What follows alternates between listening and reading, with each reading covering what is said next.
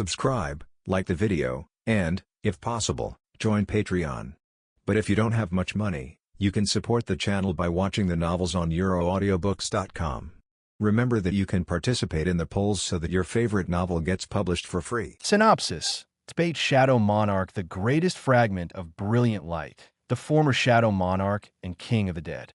Ashborn. He merely wanted serenity during his entire life, and when he eventually handed over his powers to his successor, he was ready to embrace his so-called peace in dreamland. Instead, he met him, the absolute being who had created them all. Author note: I do not own The Beginning After the End or Solo Leveling. Everything belongs to their respective authors, except my OCs if I add them. Chapter 1. Chapter 1, Season 1. Sung Jin Woo received the power of the previous Shadow Monarch Ashborn and became his successor. Meanwhile, Ashborn was ready to enter his dream world once and forever, but something unforeseen had happened. Ashborn once again saw his creator. He was sitting in front of a campfire on some log. Ashborn, it seems that you are finally able to rest. Come sit. He gestured to Ashborn to sit next to him. Ashborn didn't say anything and just sat next to his creator. Sorry for all that happened. You never liked wars, but eventually you got dragged into it because of me. You don't have to apologize. Yes, I have to. You all were like children to me. Instead of enjoying the show, I had to take better care of you. Look what it evolved into. Ashborn just listened to his creator and went deep into his thoughts. He recalled other monarchs and rulers, but it was already too late to change anything. It was now time to rest. Ashborn, what do you think about humans? All of a sudden, Ashborn was questioned by his creator. At first, I was neutral. It didn't really matter to me. Humans were all driven by their emotions. That was what I thought about them at first. Then I discovered him. Just when he became my successor, perhaps then I grew attached to at least one of them. Ashborn said, and a small smile emerged on his face. Can you tell me why you grew attached to them? I'm also interested. My successor, before becoming strong, was one of weakest, and despite being weakest, he was still going in danger head-on. He was ready to do that to save his mother and make his sister joyful. Just by observing him, I realized that humans may be weak against us, but by no means I can say that I lived happier than them. This feeling of joy in humans made me think about them in another way. Would you like to live as a human? Tell me, Ashborn. If I had the chance, then yes. Ashborn answered without hesitation. I see. Then I won't be holding you here. What do you mean? Questioned puzzled Ashborn. What's with that expression? Where's the mightiest fragment of brilliant light? I don't understand what you mean by holding me here. Ashborn demanded. Like I said, I won't be keeping you here for longer. It's time for me and you to say farewell to each other. Ashborn didn't know what to say. To the person in front of him, he was nothing but a mere child. This person in front of him is someone that he can't really understand. I wish you good luck, Ashborn. Now goodbye. Ashborn just stared at a person and slowly his vision darkened. Ashborn attempted to open his eyes to see what was going on after his vision darkened. Congratulations, sir and madam. They are healthy boys, said a voice that Ashborn couldn't recognize. What is going on? What did the old man do? Thought Ashborn. Ashborn once again strived to open his eyes. This time, everything was hazy. He then tried to sense everything with mana, but sadly, he couldn't achieve that. My mana, it's like it's not obeying me. I can feel it, but I can't control it, concluded Ashborn. But mainly, it seems that he turned me into a human being. Ashborn POV. What I learned in just a few minutes is that I'm now a normal human, maybe not that normal human. I have a mother, Alice. I have a father, Reynolds, and I also have a twin brother, Arthur. Calling them like that shouldn't be weird, right? This is how real families interact with each other. My name is also Ashborn here. Coincidence? Maybe. Also heard that the town we live in is called Ashburn, not so coincidence. Hi, little Art, little Ash. I'm your daddy. Can you say dada? My father looked at me and my new brother and requested. I didn't know if that expression on his face was normal, but it was moronic. Honey, he was just born. My mother scoffed at my father. I saw a mother with a house doctor. He isn't crying. Doctor, I thought newborn children were supposed to cry when they are born. My mother said, I should cry? No, the greatest fragment of brilliant light and former Shadow Monarch should cry. Even though this was a new life, I still have the self-esteem of my previous one.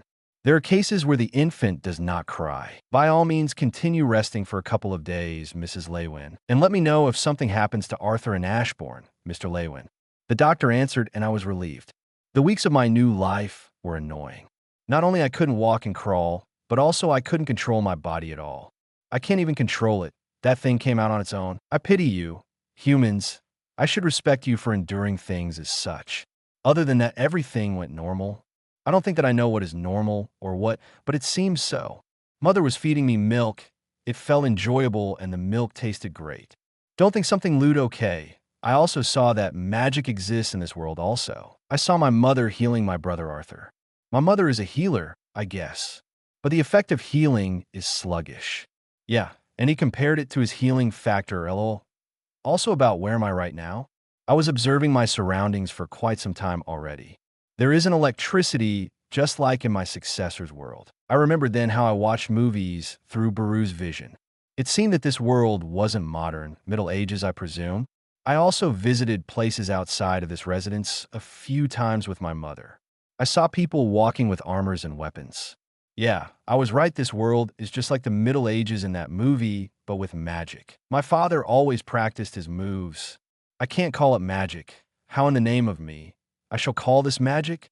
He was chanting something, and 3 spikes emerged from the ground. For the time period that he was shouting this spell, someone could have killed him over 50 times by now. My brother Arthur, meanwhile, looked curious about this. His eyes were also constantly observing his surroundings. His eyes seemed to have a deeper meaning behind them than most of the adults. Possibly that is because he is my brother?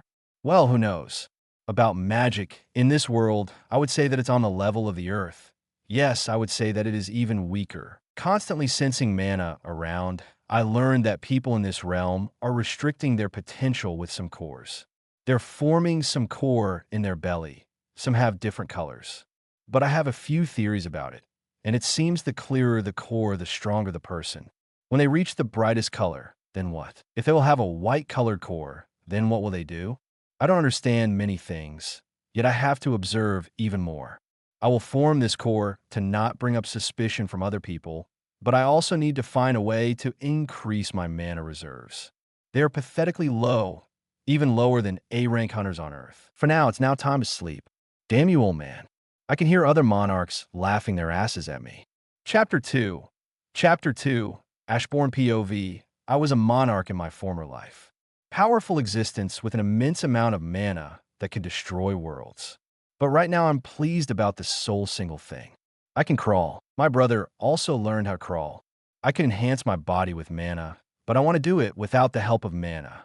To this day, I could only move. No, I was carried by my mother or my father. When my brother and I were sitting on our father's lap, he was always telling us some stories about his old days. It turned out that my father, Reynolds Lewin, was an adventurer earlier. Also, he seems to have a lot of experience before. To explain the profession of adventurers, I would say that they are similar to hunters. He was a part of various parties that went on expeditions to search for treasure and carry out missions they acquired from the Adventurer Guild. He in the end settled down when he met my mother at the kingdom's border in a city called Valden. He proudly told us how our mother fell head over heels for him at first sight when he visited the town's Adventurer Guild hall that she had been working at that time. I knew he was lying because I could sense it, but after our mother slapped his back and told him to stop lying, I was 100% sure. By the way, I'm now Ashborn Lewin. Ash for short, just like my brother's art. For a former Shadow Monarch who could control the dead, this name was too childish. But it doesn't matter to me. I wanted to live as a human, and since for humans, giving nicknames is okay, I will bear with it. Well, I kinda also like that they call me Ash. It feels like I'm part of their family. And my brother both have the same appearances. We got our mother's radiant auburn hair, while our eyes were a bright azure color, inherited from our father. I don't know much about the preferences of this world, but in the former one, a lot of females would fall for it. Well, our crawling sessions together with my brother will be concluded soon due to the fact that our mother is coming for us. I swear, you're going to become as hard to manage as your father. For a time I observed my brother. I can surely say that he isn't an ordinary child. Possibly he is like me. He is already reading books. Unlike me, He reads books and did not just observe our surroundings. Cunning move, I myself never considered this. I as well started to read books, and I learned quite a lot. Currently, we are in a human kingdom called Sapin. There are 3 nations in total. The continent of Dicathan comprises 3 major kingdoms. The forest kingdom of Elenwar in the north, the underground kingdom of Darv nearing the southern border, and the kingdom of Sapin, located on the eastern border of the continent. There also exists the Beast Glades, of which a large percentile remains a mystery. Not much of the Beast Glades have been traversed due to the abundance of beasts hostile to travelers as well as each other. Yet, every year, countless expeditions have been made due to the tempting riches one could reap.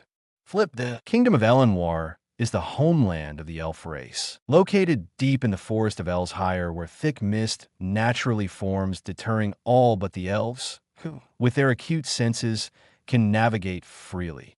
The Kingdom of Darv is a network of underground passages and enormous caves that can span up to several kilometers, whereupon the dwarven race reside. The Kingdom of Sapin is easily the largest and most populated region on the continent. While this kingdom is primarily composed of humans, there are also many merchants from the dwarven race, trading commodities of many. While the Beast Glades house countless monsters and creatures, they also contain wondrous treasures with long-forgotten origins, obtainable by those who dare to seek them. There are records written by adventurers and mercenaries about dungeons and lairs of powerful entities that can make even the most generous priest into a greedy. Between the forest of Elshire and the kingdom of Sapin lies the Grand Mountain Range, which spans across roughly 90% of the continent, separating the north and east from the west and south. While the kingdom of Darv and Sapin hold a symbiotic relationship for resources, the elves seclude themselves and act aggressively towards every other. Everything that I read in this book was useful. But right now, I want to learn about the place where I live right now. There probably are laws that we have to abide by, and who knows what other things there can be. Magic in this world seems to be limited. Unlike me, other people can't sense and control mana without the core. I by now sighted Arthur trying to sense mana, and we are only 7 months old. As long as he is okay, I will close my eyes on this. In a book that he is at the moment reading, I read that there are 2 types of magicians: augmenters and conjurers. Emitters are a whole different thing. Augmenters are most commonly seen amongst warriors who utilize mana, channeling it through their bodies to strengthen themselves and their attacks. The practice of conjuring is seen in mages, who, after utilizing their mana, can cast spells to give off a certain effect on the surrounding area or directly at a target.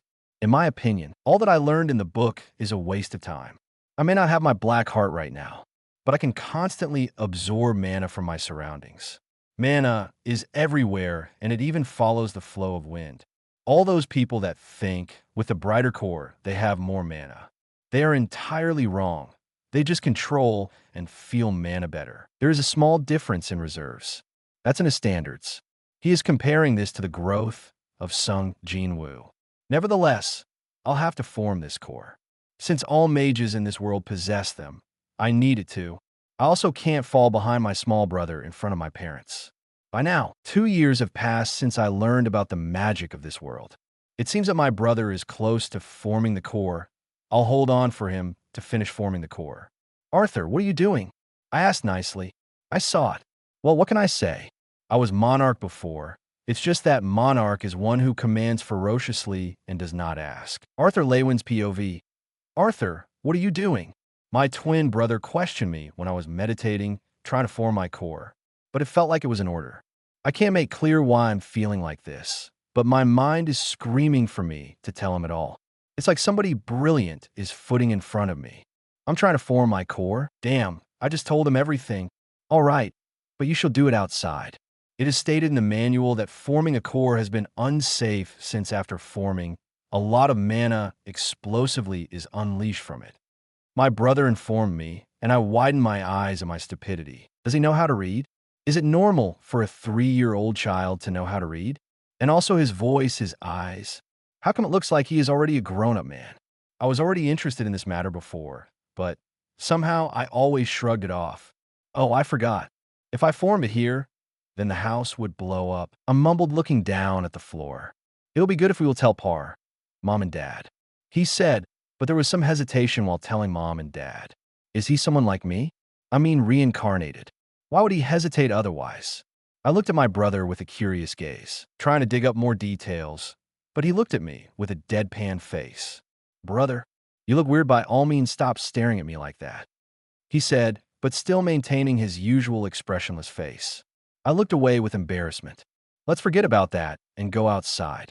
I stood up and followed my brother. It's undeniable that he is also reincarnated, but I think he, like me, wants this to be a secret, even from each other.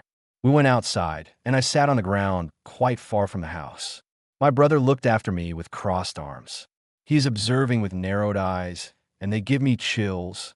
It's time for me to form my core. Almost gathered all mana particles in my solar plexus. And then, boom, Ashborn POV. I was observing how my brother was forming his core. He almost gathered almost all the mana that he had in the body. Soon he will complete the formation of the core. I wonder, isn't that too much for a 3-year-old child? If all this mana that he posses will be unleashed, we won't have a garden. Yes, as I thought, we won't have a garden. Boom, I quickly shielded myself with all mana that I had.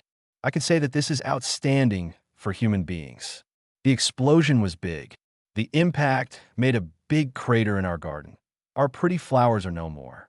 Mother and father looked terrified, but when they saw us in one piece, they only sighed. But shortly something snapped in their minds.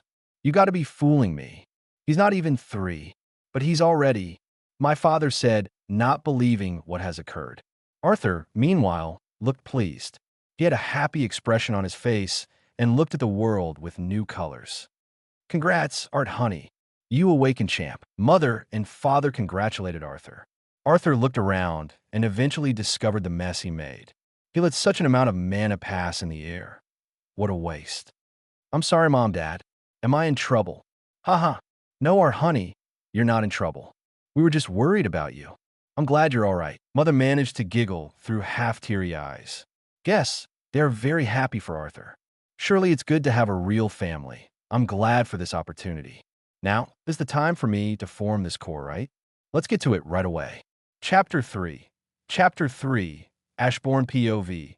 After my father learned about the awakening of my twin brother, he began to train him, and with that, it also implied that I had to join him. Father and mother didn't know about my core yet, since I haven't uncovered it yet. I'll tell them later in any case. Arthur, meanwhile, was looking at me with jealousy.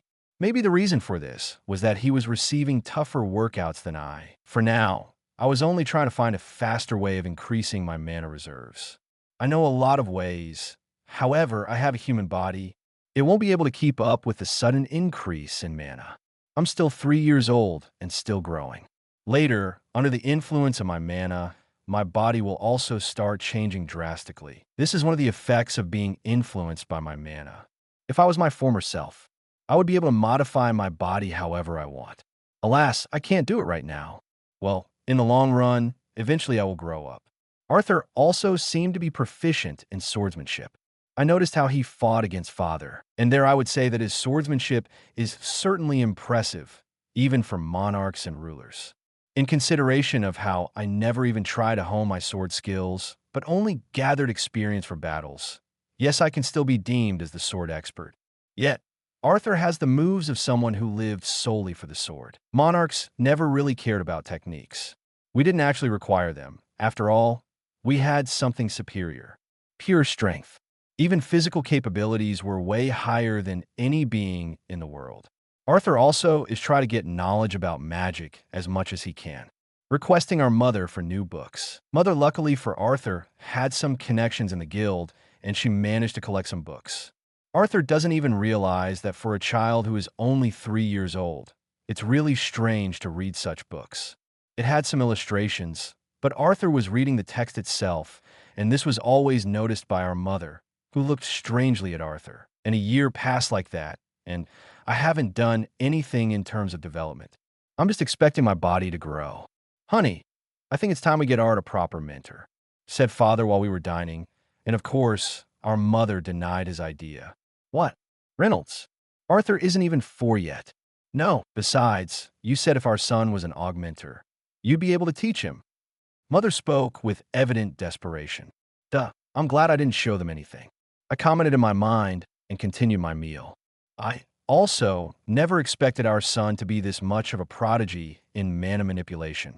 Who has ever heard of awakening at the age of 3? Father responded a lot more calmly. Is it something that's special? I pity you, Arthur. I question myself. But that means he'll have to leave home. He's only 4, Reynolds. We can't have our baby leave home at such an early age. You don't get it. When I observed his body while he meditated, I couldn't help but feel that all of this was natural to him. Alice, honey, I'm holding my son back by trying to teach him something he can do in his sleep. Thus began our parents' quarrel. I looked at Arthur, and he was also trying to peacefully eat. I looked at his eyes, and he looked at me. Just say something already. I tried to tell him telepathically. What can I say, huh? He responded, making a confused expressions, or this was what I thought he meant in that. Art, this is concerning you, so you have a say in this as well. How would you feel about going to a big city and having a teacher? Our parents seemed to settle down, and then Father asked Arthur, can I at least try to meet some mentors and have them see if I need to be tutored or not? Arthur asked. Obviously. Silence. We'll at least formally have his mana core and channels tested. We can figure out what to do from there. Mother broke the silence and muttered. Father nodded in agreement, and I also nodded in agreement. And so we started our preparations for the upcoming trip. Going to the nearest town had to be the optimal choice, but it was determined that we have to go to Xyrus City. I found out that it was a big city that was floating in the air. How could humans create flying cities? Well, even encyclopedias can't explain that. Anyway, this journey was going to be long. In times like these, I wish modern transportation existed. In order to get to the city, we'd have to enter through one of the designated teleportation gates in the Grand Mountains, or else it would effortlessly take months to travel throughout towns to reach the gate below the actual city, which floated near the border of the kingdom of Sapin and Darv. Besides, we will reunite with our father's former adventurers party, and we will proceed with them to Xyrus City. While Arthur was packing his belongings, parents were packing necessities for our journey. Meanwhile, I didn't have anything to pack since I wasn't a bookworm like Art, and I just helped Mother and Father. And by mid-morning, we were ready to depart. I followed my mother while holding her hand. Arthur also tightly grasped Mother's hand, and we walked towards our meeting point. I never really saw them before, so this would be my first time ever seeing them. Helen Shard, female augmenter, specializing in magic archery. Adam Crench, male augmenter, whose main weapon was the spear. Jasmine Flamesworth, female augmenter, who specialized in speed with dual daggers. Angela Rose, female conjurer, specializing in wind magic. Durden Walker, male conjurer, specializing in earth magic. We reached the inn they were staying at in Ashborn and saw them out in front, near the stables. Fellas, I want you guys to meet my sons, Arthur. Ashborn, go on, guys. Introduce yourself.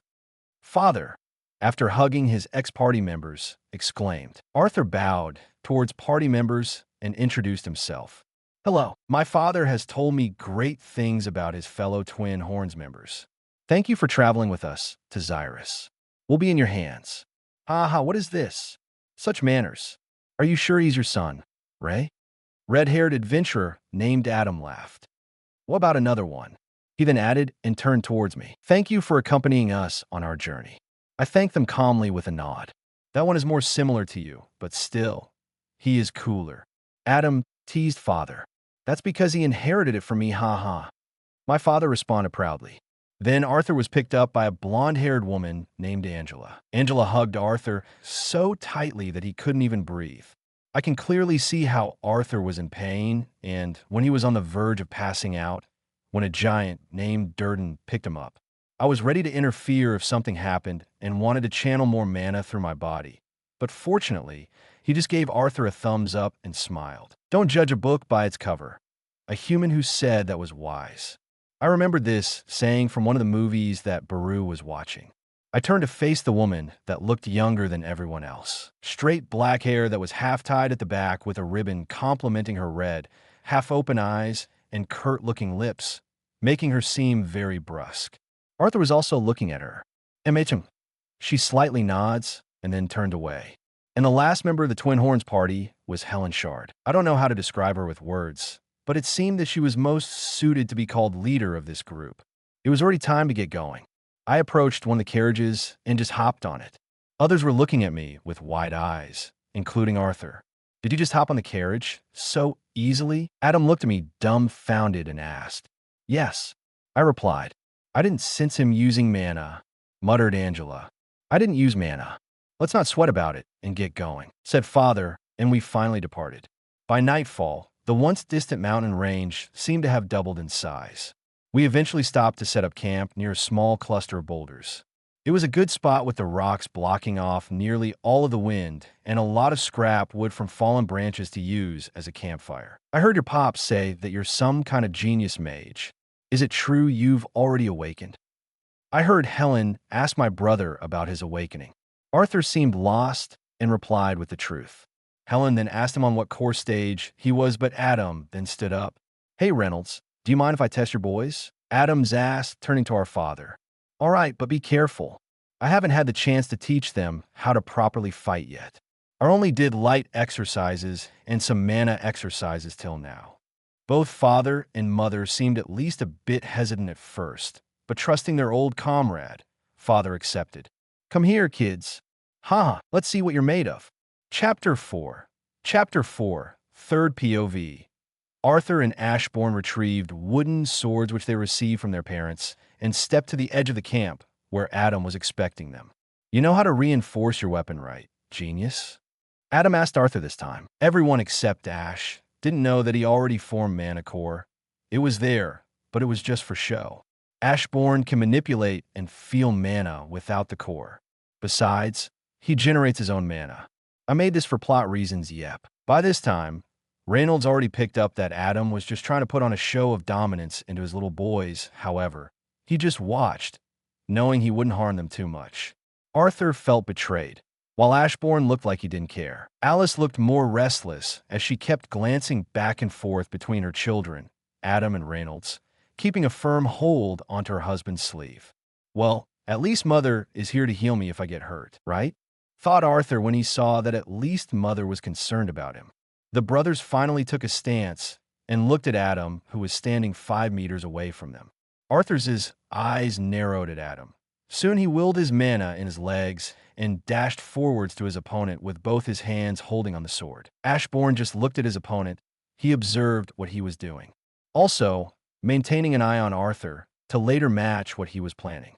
Arthur swung his sword at Adam. Adam, seeing this, still kept his cocky expression, but Arthur's swing had been just faint. Art blinked foot diagonally to his right. Adam's eyes widened at this. His smug look all but vanished and was replaced by a look of surprise as he realized what was about to happen. Arthur swung his sword at Adam's open ribcage and reinforced his sword at the last moment of his swing. The look of surprise on Adam lasted all but a split second before he pivoted his right foot with almost inhuman speed. Arthur squatted in time to dodge Adam's upward swing and linked his stance from a thrust to a spinning swipe and landed a blow on Adam's left ankle using all his momentum. Adam's ankle gave out at that moment, throwing him off balance. But he actually did a full-on split, followed by a roundhouse sweep with his legs as soon as he was on the ground. Arthur jumped to dodge the incoming attack of Adam, but shortly after, the attack was followed by Adam's stick. Arthur wanted to thrust the pommel of the sword to block the attack, but he saw another pair of hands emerging in his sight. Ashborn caught Adam's stick with mana-reinforced hands. Without wasting any time, Ashborn plucked a stick, throwing Adam off guards. His grip, said Ash, and Art understood. Arthur strengthened his legs with mana and kicked Adam's grip where he was held on a stick. Adam was disarmed, so Ashborn soon proceeded to attack by throwing the stick which he was holding at Adam. Adam swiftly dodged. Haven't taught them how to fight, my ass. How the hell did you train these little monsters? Cried out Adam in frustration. I didn't teach them that. Reynolds muttered. In fact, he himself was surprised. Seems like we finished, Arthur managed to say while gasping for air. But wait, when did you awaken your core? You reinforced your hand with mana, didn't you? Arthur abruptly asked his brother, getting everyone's attention. Just when you awakened. Ashborn responded blithely, like it wasn't anything special. Why didn't you tell us, honey? Alice crouched to her children. Just wanted to avoid more training. So you were slacking off, you little? I'll give you one hell of training after this trip. Tick marks grew on Reynolds's forehead. Arthur was on the verge of tears. Alice simply smiled, and others just laughed. But later Jasmine asked, "Where did you learn to fight like this?" Arthur's eyes widened. At the same time, Ashborn looked at Jasmine and just shrugged it off, altering everyone's attention to Arthur. "I learned by reading books and watching Dad, yes." Arthur said quickly, not to raise suspicion in others. Everyone turned to Ashburn then again. He hasn't done anything special, but he cooperated with Arthur greatly. "I just saw Arthur being hit by a stick, so I just caught it," said Ash, showing the same hand he caught stick with. "That easily?" asked Adam with narrowed eyes. He was quite frustrated at his failure. Ash looked at his father and met with his gaze. "I just inherited strength from my father," Ash stated, and the situation right away changed. Haha, as expected. Both my sons are geniuses. After small talk, Arthur was asked to teach everyone his so-called simple technique. Ash, on the other hand, just slept, but not without airing his mana around to sense danger, even when sleeping. Ashborn POV. A couple of days passed as we finally managed to make it to the foot of the Grand Mountains. On the way there, Twin Horns were trying to learn a little trick from Arthur. But for some reason, I got a bad feeling. If only I could stretch my mana over large distances. Also, I and Arthur now are officially 4 years old brats. That was what Adam called us. Mother also made the cake. I don't know where she got the ingredients. Overall, it was good. In this journey, I also heard about elemental magic, which people categorized. Elements here are divided into 4 categories: fire, earth, water, or wind. Those 4 categories also have a subclass, or let's call it superior stage. People with those subclasses are called deviants. Water ice, humans only. Water plus earth plant, elves only. Earth gravity, humans and dwarves. Earth metal, dwarves only. Earth plus fire magma, dwarves only. Fire lightning, humans only. Wind sound, humans and elves only. Another waste of time. Once more, another restriction just like this mana core. They can't even fully utilize elements. While I was thinking about this, I felt something triggering inside me. At that moment, I was sitting in the carriage first in a row. Just barely managed to catch it. Who is bold enough to attack? I questioned myself. Perhaps I was getting riled up a little. I will kill whoever sent this arrow. Bandits, prepare to engage. Helen shouted from outside, and more arrows flew towards our carriage. Submit, O wind, and follow my will. I command and gather you around in protection. Wind barrier. Angela proceeded to cast a spell. Soon a wind hurricane redirected arrows in different locations. In a matter of seconds, the tarp covering, the carriage was torn to shreds, and I got a better view of the situation at hand. We are completely surrounded. I could see at least 30 bandits around us. Our situation, of course, isn't favorable. They are at a higher position than us. In addition to us, they have long-ranged weapons. I started releasing my mana, and it seems not only me. Twin Horns, Father, even Arthur started channeling mana in their bodies. Afterward, a bald man with multiple scars deforming his face and a body of a bear carrying a giant battle axe spoke out. "Look what we have here. Pretty good catch, boys. Leave only the girls and the kids alive. Try not to scar them too much. Damaged goods will only sell for less." He snorted with a smirk that revealed a nearly toothless mouth. Damaged goods. I'll kill him with my own hands. Tick mark grew on my head. Of course, I would get annoyed at this. Chapter 5. Chapter 5. Ashborn's POV. There are only 4 mages, and none of them seem to be conjurers. The rest are normal warriors. My father yelled at his team, informing them about enemies. Their only options for ranged attacks are only with bows. Moreover, those are merely some bandits. I concluded and wanted to hurry to assault the guy with a battle axe, as he was most physically gifted. Unfortunately for me, my mother didn't let me go, nor did I force her to permit me. So being a lovely son, I stayed with her. Angela's barrier was still working, but I doubt it can stop those bandits. Father reverted back to his former adventurer days, when he had once led the Twin Horns, as his expression held the wisdom that could only come from experience. He donned his gauntlets, shouting, "Safeguard formation!" Yelled out Father. Adam swiftly arrived behind us as he faced the back on the road, spear pointed, while Jasmine and Helen came to our left with both of their weapons drawn, cladding ahead. My father and Durden faced the mountainside, positioning themselves to protect us from the archers overhead. Meantime, Angela upheld her position, preparing another spell as she maintained her wind barrier active. "Gather and guard my allies, O benevolent earth. Do not let them be harmed." Durden cast a spell, and a 4 meters high earth wall emerged in front of him. Earth wall. Using that moment, Father burst forward, raising his gauntlets in a guard position contrary to the arrows towards the enemy archers. Moments later, Angela finished her spell and unleashed a torrent of wind blades, aimed at the front and the back of the path. That was apparently the cue as Adam and Jasmine shadowed behind the wind spell, arriving in front of our distraught enemies that were covering their vitals against the flurry of blades. Helen remained, her arrow knocked and bow drawn, imbuing the tip with mana that shined in a faint blue light. At the same time, I formed arrows entirely made out of mana, on my hand shooting them towards bandits, which were endlessly coming from all sides. Mana arrow being transparent, it wasn't visible for others, so neither bandits nor Mother could see the missile. I should try and not waste strength on those things. I consider how weak I was in this young human body. I had to preserve my energy. Even if I use a large amount of my mana to enhance my body, it will still feel the strain since it's only 4 years old. "Warrior coming your way, Helen," Adam shouted as he dodged the swing of a mace, delivering an accurate swipe to the jugular of the unfortunate bandit.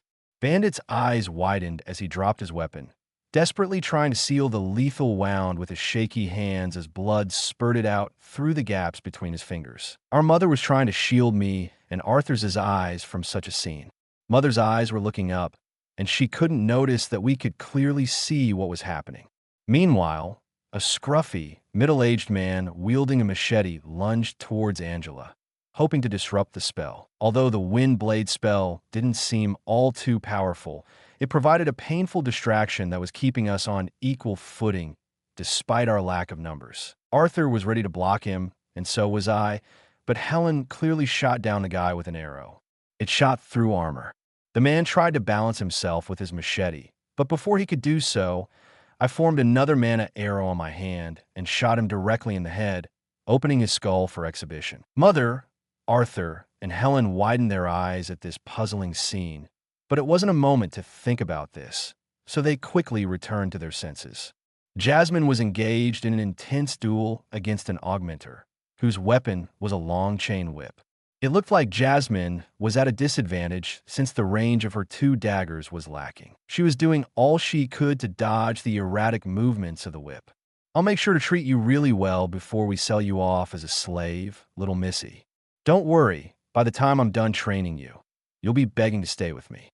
He hissed, followed by another lick of his lips. The blind confidence of this guy made some doubts emerge in me. Are some humans that idiotic?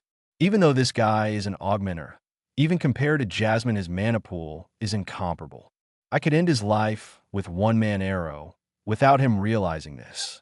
Then I glanced at Durden, who was preparing some other spell. "Take heed, Mother Earth, and answer my call. Pierce my enemies. Let none of them live."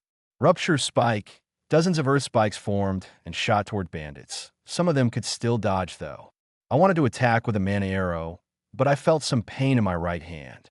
This body cannot hold an extensive quantity of mana. I, however, still shaped a mana arrow and shot it at the archer, managing to hit him in the chest. Durden was glad since he looked recognizably drained from the previous spell, with his jaw clenched as beads of sweat ran down his pale face. I noticed my mother taking out her wand after this, her hands trembling. She then shook her hands, put her wand back, and tightened her grip on us even tighter. The battle was coming to its peak. The bandit group had not suspected that every one of our group members would be capable mages. Because of that calculation error, all of the melee fighters were dead, the only ones alive being the 4 mages and a couple of dispersed archers on the run. Jasmine was still having trouble with the perverted chain user, but the arrogance on his face was wiped clean by this time, with a couple of nicks and cuts on his body dripping blood. Adam was engaged with a dual sword augmenter. My attention suddenly shifted to the sound of the crash. Father had been knocked down against the debris of what was now left of the earth wall, spell, and he was struggling to pick himself up as blood dribbled down from the side of his lips. "Dad! Honey!" Arthur and Mother cried out as they quickly rushed towards him. I, on the other hand, followed them, while covering their backs when they got out of the wind barrier. When they approached Father, Mom for some reason struggled to start the healing process. "Cough. Alice, listen to me. Don't worry about me. If you use a healing spell right now, they'll realize what you are and try that much harder to capture you. They'll be willing to sacrifice a lot more if they know." Father stressed his voice in a low whisper. After a brief, trembling hesitation, my mother took out her wand and began chanting. Father then gave up to persuade Mother and turned to us. "Art, Ash, listen carefully. After the healing spell activates, they're going to try to capture your mother at all costs. Later, when I'm healed enough, I'm going to engage the leader and try to buy more time. I think I can beat him, but not if I have to worry about protecting you guys. Take your mother back down the road and don't stop. Adam will open up a path for you." "No, Dad. I'm staying with you. I can fight. You saw me. I can help." Arthur yelled at Father. "Listen to me, Arthur Lewin." Father roared at Arthur. "I know you can fight. That's why I'm entrusting your mother to you. Protect her and protect the baby inside her. I'll catch up to you after this is over." Baby inside her? Even my eyes went wide after hearing this. So this bundle of mana in her belly was baby all along? I was planning on telling you when we arrived in Xyrus, but Father couldn't finish his words. Arthur cut him off. "Okay, I'll protect Mom." Arthur said firmly, "Attaboy. That's my son." Mother has finished her chant at this time, and both she and my father glowed with bright golden white light. "Sonova, one of them's a healer. Don't let her get Awadash." The leader roared, but then was interrupted by pain in his hand where he was holding the axe. He looked at his hand and saw a hole in it. Blood was dripping from it without stopping. My man arrow pierced right through it. My hand felt great pain after this attack. "Father, sorry. I can't finish this alone. Can you lend me a hand?" I requested. "I can probably make another mana arrow, but I don't know if I could use my right hand after it. So I will use it in extreme situations." Little smile crept on my face. Who would have thought I'm requesting help? Quite humiliating. More reasons to get back strength. "Ash, Arthur, go take your mother." My father commanded Arthur. Art immediately grabbed Mother's and ran towards Adam, not giving her time to argue. "Ash, stay here and support me from afar," Father said, and I nodded. The father then rushed towards the Scarface guy, and I stayed behind observing him. There weren't that many bandits now. I can only feel the presence of only 5. When I was trying to feel those guys, Scarface pinned my father down on the ground and brought his axe high in the air to swing it at him. I was lucky enough to predict, so when I arrived there, I quickly wrapped my hand around him. This guy has a tough body, I thought, while also feeling great pain from channeling mana in my body. "Damien, forget the plan. Don't let them live." The leader barked out. "Who now?" I wondered, since I couldn't sense anyone who had enough power to finish us all. I later felt some amount of mana gathering near Arthur and Mother. They weren't aiming for everyone, but weak ones. Obviously, they won't be able to evade. I stared at figures of Art and Mother. Behind them was the edge of the mountain. On the other side was Adam and his opponent. "Damn it," I heard Art roar out. I almost forgot about the guy whose hand I was holding right now. His endurance greatly reduced after losing too much blood. At the same time, Father was punching disgusting Scarface with all his might. Meantime, Arthur used a knife that Jasmine gifted him. Art threw a knife at the conjurer.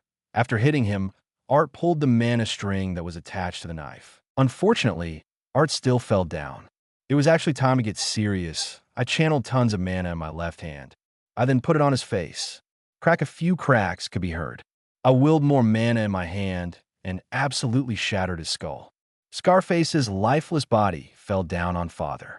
A lot of blood was gushing out of it. I didn't wait for my father and rushed towards my mother. I formed another mana arrow and shot it at Adam's opponent. Arrow went through the bandit and nearly hit Adam. I quickly made my way to the edge of the cliff, while also spreading all my senses to check how Art was. He's alive. I could sense his mana signature and his condition through it.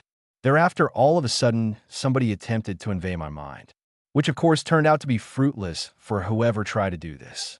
Who dares to penetrate my mind? I asked telepathically. Child, rest. I'll take care of your brother, said a mysterious voice in my mind. Since it called me a child, it definitely didn't know who I actually was. Who you might be? I queried. That doesn't matter. I'm someone who will lend you a hand. I will save your brother. So is actually she all this time. Also, she isn't lying. You better. I remember your mana signature.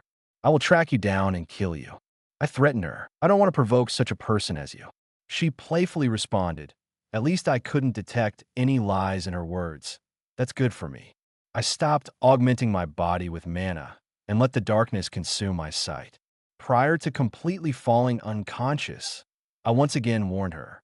If by month Arthur won't be with us, you won't be able to close your eyes even after death. Chapter 6. Chapter 6. Ashborn POV. When I woke up, the first thing that I felt was sadness around me. Mother, father, and twin horns, all of them wore a sad expression. I felt the same way, but I had different reasons. How could I trust that voice? Why did I stop channeling mana? How is Arthur now? I kept asking myself those questions. I had problems with using mana right now. The reason for that was, of course, strain on my body. A big amount of mana for such a young body is like venom. If I used even more than that, my body would most likely explode. Yes, explode. We reached teleportation gates on those damn mountains a day later. I woke up. My mother calmed down after the incident, but she is still feeling down. Same with my father. But no matter what, they have to continue, and they know that. They have to raise another child that is still not born. Also me. They won't leave me, right? After we separated from Twin Horns, we teleported into Xyrus City. There we met a friend of my father's. Vincent Helstia, a thin, proper man with glasses and parted hair and a suit, is how I will describe him. Tabitha Helstia, the wife of Vincent, and Lilia Helstia, their daughter. They happily accepted and offered us shelter and meals. Father started working for Vincent as chief guard of the Helstia auction house. It seems that somehow they are at least getting over the incident. I, on the other hand, knew very well that Arthur was alive. After I rested up a little bit, I was able to at least try and sense mana. And fortunately, the mana that I left on Arthur is still responding. I as well identified that Arthur was for some reason happy. I guess that mysterious voice wasn't actually that bad. I commented in my mind. That mysterious voice was suspicious, but for an individual like me, it doesn't matter how mysterious it is. As long as Arthur is all right, I don't care. Father also started training me more roughly, always telling me that I should become stronger. I complied because I didn't want to upset him. He and I were training with other guards of the Helstia auction house. Soon the month will be up. If Arthur doesn't come back, I'll go and search for him myself. My mana is still on Arthur, and it shouldn't be a trouble to at least find direction. It will be hard to find the exact location of Art, but I'll manage that. Besides, I didn't want to use something, nor I ever planned to use it anywhere else. Yet circumstances are forcing me. Forget it. For now, I'll just wait. A month and a few weeks passed. Still nothing from Arthur. Evidently, I'm by now concerned. But Arthur is still alive. The last time when I tried to feel my mana, it changed course, and if my guess is true, then Arthur is in the forest of Elshire. Why is he there? I wondered. Arthur POV. Everything here is from canon. You can skip it if you want. Can you tell how far we are from Elenwar now, Tesha? I asked on a particularly clear morning on the 5th day of our journey. Her elongated ears twitched as she began surveying her surroundings. Suddenly, she ran to a particularly crooked tree and ran her fingers over the trunk. A few minutes of silence went by before she came, visibly excited. That tree is one I used to come with my grandfather sometimes. I remember carving my name into the trunk of the tree when he wasn't looking. We're not too far anymore. I think that if we quicken our pace a little bit, we'll be able to make it by tonight, she said, pointing to the tree. Sounds good, I answered, following behind her. As lovely as the journey had been, I needed to make my plans to somehow get home, and that wouldn't be possible until I got her home. Although I admit, I'd probably miss her after this. Arthur, you said your family and the people close to you called you Art. I feel that, through this journey, I have gotten close enough to call you that as well. We were crossing a stream atop a moss-covered log bridge when she suddenly stopped. So, can I call you art as well? Tesha turned around, revealing a wide smile. Sure, I don't mind, I said, returning her smile. You don't mind?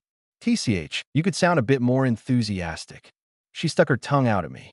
I would be honored to be called art by you, Your Highness. I made a bow gracious enough for a noble despite my tattered clothes. Hee, and you may also have the honor to call me Tess. She giggled, curtsying back at me before turning back around and hopping off the log. It was dusk now, and the fog around us seemed to be getting thicker. My sense of direction was all but useless in this blasted forest. Enough so that if I were to get separated from Tess, I could wind up traveling in circles without even realizing it. She suddenly turned to me, her face a mixture of happiness and hesitation before she muttered, "We're here."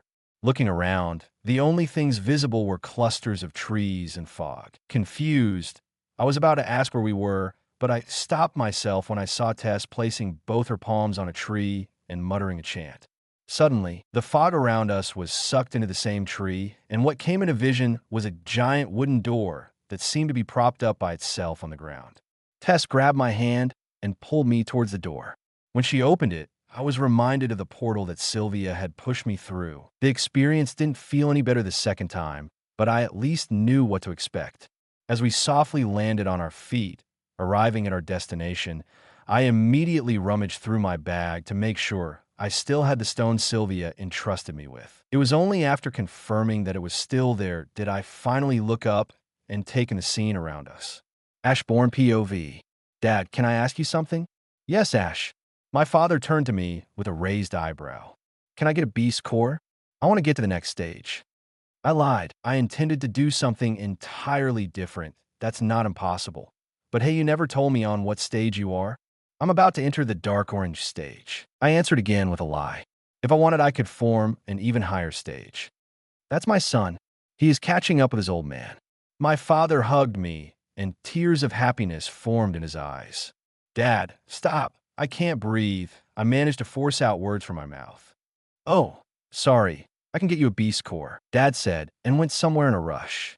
A few minutes later, Ash, Vincent had some beast cores without use, and he gave us some of them. My father showed me 3 beast cores. I needed as many mana cores as I could get. If it could, it would be good if it was fresh, from a newly killed mana beast. If it had beast will inside, it would be even better, but I doubt that any of those cores are A rank. Ashborn learned about beast wills after coming to Zyra City. Those cores should be from B-class beasts, maybe even lower, but it should be enough to break through the stage. Thanks, I'll go meditate someplace in silence. Oh yeah, take them. Father handed me beast cores and went somewhere. I'm presently in the woods of Helstia Manor's backyard. Since all mana of those beasts is in cores, it should be possible. I thought and looked at the first beast core that I positioned on the ground. I haven't done this for quite some time. Small smile emerged on my face as I said this. Arise, I said in a commanding voice, forcing mana in the beast's cores to shake. I washed my mana over it, bolstering the shake. Small cracks started appearing on the beast's core, and shadows commenced leaking out of it.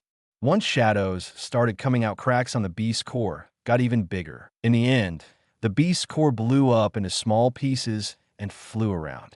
In the spot of the previous mana core stood a beast with wings and the head of an eagle. Its body was in colors of bright blue and black. Imagine an eagle, but bigger than average. Shadow Soldier has a bright blue color instead of purple. So this is how poor my mana pool is in reality? I don't exactly know if it works like that, but when Sung received Blackheart in Manhwa, his mana had a different color.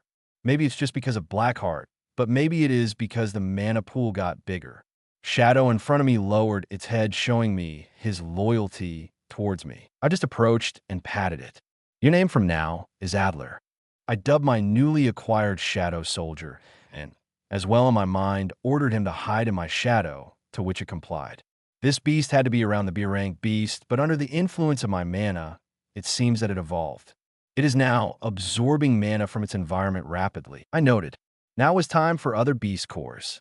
I placed both cores on the ground after I walked away freeing some space between us. Arise! Both cores fractured and shadows began leaking out from them. Soon the shadows grew bigger and cores exploded. Shadows finally formed the figures of animals. One appears to be another flying creature. It had the body of a lion with wings, but its face was like a hawk's. His wings were glowing blue and leaked mana from them. The second shadow had the form of a bear. Its size was 5 meters in height, but he shall be able to alter the size. Its mana pool is kind of big for such a little body. I already know how I shall name you. I told the shadowy figure of the bear. You are going to be Tank. As for you, you look like a hawk, so your name is going to be Hockey. Now, both of you in my shadows. As the first soldiers in my army, they had to have names, so I just gave them one. Experiment was successful. Chapter 7. Chapter 7. Ashborn POV. Presently, I'm having dinner with my father and my mother. It's already quite some time since that occurrence took place. 2 months since then. My mother's belly has grown a considerable size in that time frame. The meal that we were having right now was our most favorite one. It was the first time my mother decided to cook for us since we came to Xyrus. I was enjoying beef stew until once again someone decided and tried to invade my mind. Is it that mysterious voice that sprung up before? I wondered. This time it also tried to invade my parents.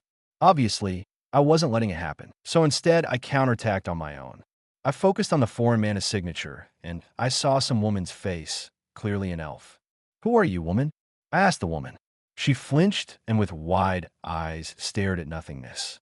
I ascertained this woman till I saw someone next to her. That someone was Arthur. Oh, is that Arthur?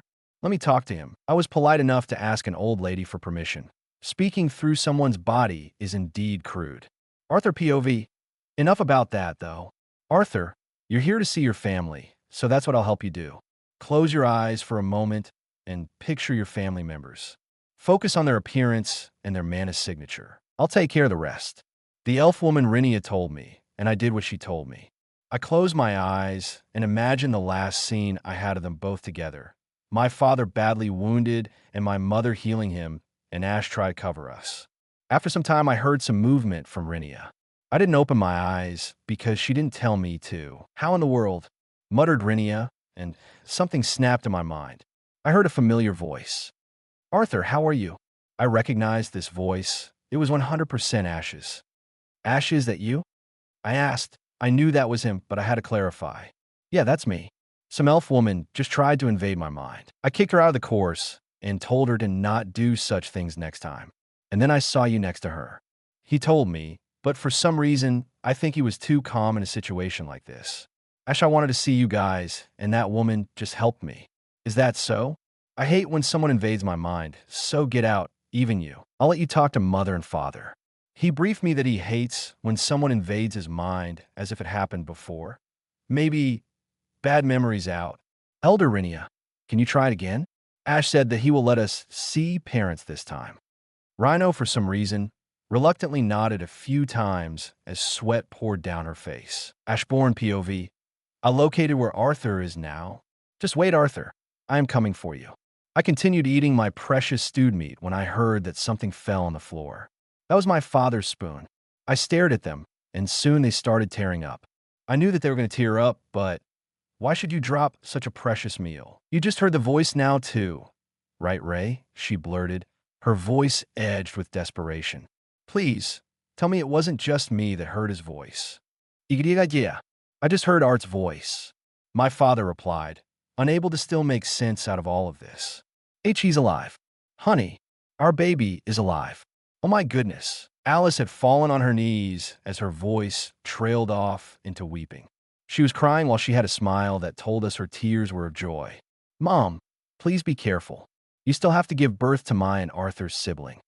I told her, trying to calm her down. Our son is alive. Father laughed out madly. They were crying, but this time of joy. I won't have to worry about their conditions. Now, they'll finally sleep peacefully. Tank, protect my parents. Hide in their shadows for now. I commanded Tank. He swiftly went in my parents' shadows unnoticed. Tonight, I'm departing. Hockey, you better demonstrate yourself. I could feel a certain winged creature chirping inside my shadow. It was already dark outside. By now, parents wished me good night and went to their bedroom. So it was the perfect time for me to leave unseen. I took my clothes and wore them. Other than that, I wasn't planning to take anything. I'm rather confident of not requiring any nutrients for days. Time to depart. I opened a window in my room and jumped out of it.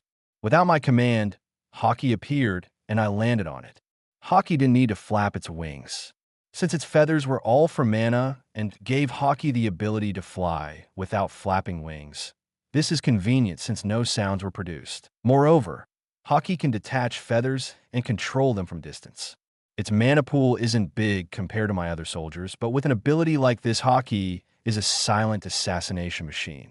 The winged creature shall be able to kill the horde of beasts without any problems. When we flew up high in the air, a small breeze caressed my face. Hawkeye, fly with all you've got, I commanded, as Hawkeye accelerated towards the forest of Elshire. While accelerating, Hawkeye folded its wings and bent itself a little bit. It didn't take a second for him to accelerate to the top of his speed. At this pace, we will reach the forest in like 2 to 3 hours, I said and looked down from Hawkeye. What I saw down there were the lands of Sapin that were passing rapidly. Hawkeye sure is a suitable creature for transportation in this world. About an hour later, we have reached the forest of Elshire. We should be currently on the border of Beast Glades, Kingdom of Sapin, and the Kingdom of Elenoir. On the map, the capital of Elenoir was in the center of this forest. Besides, I can feel the direction of Arthur's mana. I'm already close to him.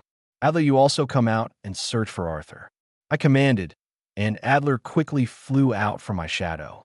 Unlike Hawkeye, it had to flap his wings, but Adler is also quite quick, and it is able to keep up with Hawkeye. The gigantic forest itself was foggy. Even if I channel mana into my eyes, they won't make the image clear either. And there are these big trees which block my sight. I had to continue searching for Arthur with mana detection, quickly making my way through the woods. I could feel Arthur's man better and better. I still need time till I reach his mana signature, but to quicken the process, I'll spread some work. Hawkeye, leave me there. I'll go myself, I told Hawkeye as I jumped down from its fairly large body. In the air, I neared downward, sticking out from a gigantic tree. I reinforced my hand and tried to dig it into it, but unfortunately, the damn stick broke in half. I sighed at my failure and reinforced my legs instead. With a loud bang, I landed on a larger stick. Phew, how can I fail in such situations? I wondered and looked around, not like there was anything. Tree, and another tree. Trees everywhere. Well, I'm any elves here. Augmenting my whole body, I started hopping from one branch to another, following the direction of Arthur's mana. Hawkeye and Adler are way ahead of me, and they're scouting from above. I'll have to catch up with them. I decided to take a little rest after moving through the woods of Elshire Forest. I called back Hawkeye just in case something happened. I sat on the branch of another big tree till I sensed another mana signature near me. I'm not sure if these mana signatures are from elves or not, but if they are, then I'm going to attach Hawkeye to one of them. With this, I can rest instead of wasting energy on searching. I doubt if any of them are able to sense it in the shadows. Just when Hawkeye blended with the shadows of elves, I got an emergency message from Tank.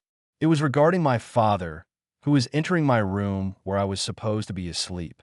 I hope I didn't lose practice, I thought, and sank in my shadow, popping out right behind my father. Wakey, wakey, it's time for training. I heard my father's voice. He was steadily approaching my bed. Come on, it's time for training to wake up. He lifted up the blanket, only to see 2 pillows. Ash. I walked next to him and just put my hand on his shoulder. Ah, he screamed as he looked back with a terrified expression. What are you doing? I asked, and he seemed to calm down upon seeing me. I wanted to wake you up, but it seems that you are already awake. Sigh, he released a heavy sigh. You are in a good mood. I understand why. I muttered and he smiled. Let's go outside and train. 2 of you continue searching for Arthur. I gave the command to my servants. Phew, you can go rest, Ash. Father sighed and told me. It was very fortunate that I was only practicing swordsmanship with him. If there were other physical activities without the usage of mana, I would be dead. Father was increasing the intensity of training, seeing that I could keep up with them. Stupid father. At that moment, I once again received another message from my shadow soldier. Seems like Adler found elves. I dived into my mindscape and changed perspective from mine to Adler's. Hide in one of his shadows. They'll probably enter one of the cities, and we will continue searching from there. I told Adler and went to sleep. When I was monarch, I didn't need sleep. Alas, I'm human. Adler, by this time, already merged with the shadow of one of the elves and continued spying on them. The same was with Hockey, who kept observing elves from shadows. Chapter 8. Chapter 8, Ashborn POV. I'm reviewing information that I got from Adler and Hockey. They both already entered major cities of the Elven Kingdom. So Arthur became some Virion guy's disciple, and now is allowed to stay in the Elf Kingdom. Not only that, it seems that he can freely walk around the city, and nobody is allowed to do a thing to him. The King of Elenwar spread this information for everyone to avoid Arthur getting harmed. Adler, good job. That makes everything easier. I complimented my eagle servant. He happily chirped in response. Since I'm Arthur's twin, this leaves me less trouble. I can walk around the city of Elenwar, and the elves will think of me as Arthur. The comical situation indeed. Another piece of information is that Arthur resides in a castle with the royal family, which makes it even easier to find him. Seems like Arthur picked up the interest of this Virion guy if he let Art stay there. I commented in my mind. I don't know why Arthur agreed on becoming a disciple, but as his brother, I felt proud of him for surviving all the hurdles. It's only natural for a brother to feel proud of his sibling. I thought, remembering how my successor cared for his sister. But she was also quite rude to him. I remembered moments when his sister grumbled in displeasure, and sometimes even hit him on the head. Useless thoughts away, I will sleep some more, so I wouldn't be tired in Elenwar. Time to go, I said and changed my clothes. Adler already found a place where I can teleport, unseen by other inhabitants of the same place. I sank in my shadow and emerged right next to Adler, and as soon as this happened, Adler merged with my shadow. Hockey, come here. I then commanded my second servant, who later appeared in my shadow, ready to come out right away. Let's take a walk now, I said out loud, and began walking away from the alley. When I came out of the alleyway, I saw a wide street, with lights still turned on, lightening the entirety of the site. Elves sure worked hard. It feels like it's still daylight. A large number of elves were still roaming around, doing different things. Still, nobody noticed me, as I kept my presence hidden. I commenced walking towards Arthur's mana signature, which was pretty close. Why didn't I ask my shadows to find Arthur and merge with his shadow? Because I'm going to find him myself. Arthur's mana is clearly apparent to me. I can feel it so clearly that I know accurately what he is doing now. I indeed could sense him sleeping peacefully while some elf girl was standing right next to his bed. That is suspicious. I narrowed my eyes when I felt a girl's mana near Arthur at this hour at night. I reinforced my legs with mana and jumped on near the building without anyone hearing me. The castle was close to me. I should be able to stop them from doing anything stupid. Who is that girl anyway? Spoiler warning if you ask me how he can sense mana at such a distance. Then an Ellen Jean Wu as Shadow Monarch could cover the whole earth with mana and sense Beast Monarch on another side of the earth. So that's easy, even if he's a child for now. Hockey, come out and fly towards the castle. I telepathically commanded as Hockey flew out and swiftly jumped on him. Feeling me standing on him, Hockey flew high in the ground without creating much noises. I spotted many things that weren't in Sapin. First of all, schools. There were plenty of them. Unlike humans, elves seem to be more caring about their future generation. Overall, Elenwar is way better than Xyrus. Hockey descend. Hockey commenced downward when we were already above the castle. The castle itself had a backyard, a perfect spot for our landing. We successfully landed on the ground. Immediately, Hockey jumped in my shadow. No guards noticed my presence. I noted in my mind and went toward the castle. I swiftly entered through the door that connected the big hallway to the backyards. Arthur POV. While I was peacefully sleeping, having beautiful dreams Abu. Unfortunately, I wasn't able to dive in my dreamland that far, apparently. A certain elf girl had to wake me up. Her violent behavior for a long time bothered me. This time wasn't an exception. Ugh, it hurt seriously. Tess fell on me with an elbow aimed at my stomach. Art, let's go out, she said. I could feel some sadness in her voice. What?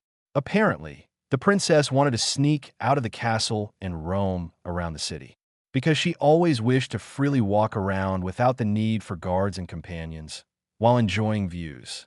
Are you scared to go alone? I teased, and she just turned around, avoiding eye contact with me. Tisk, I'm just allowing you to walk with me. She angrily pouted. But I'm so sleepy. I groaned once again and fell on my bed. Please, Art, just this once. She showed me puppy eyes. You guys should sleep more if you want to be healthy.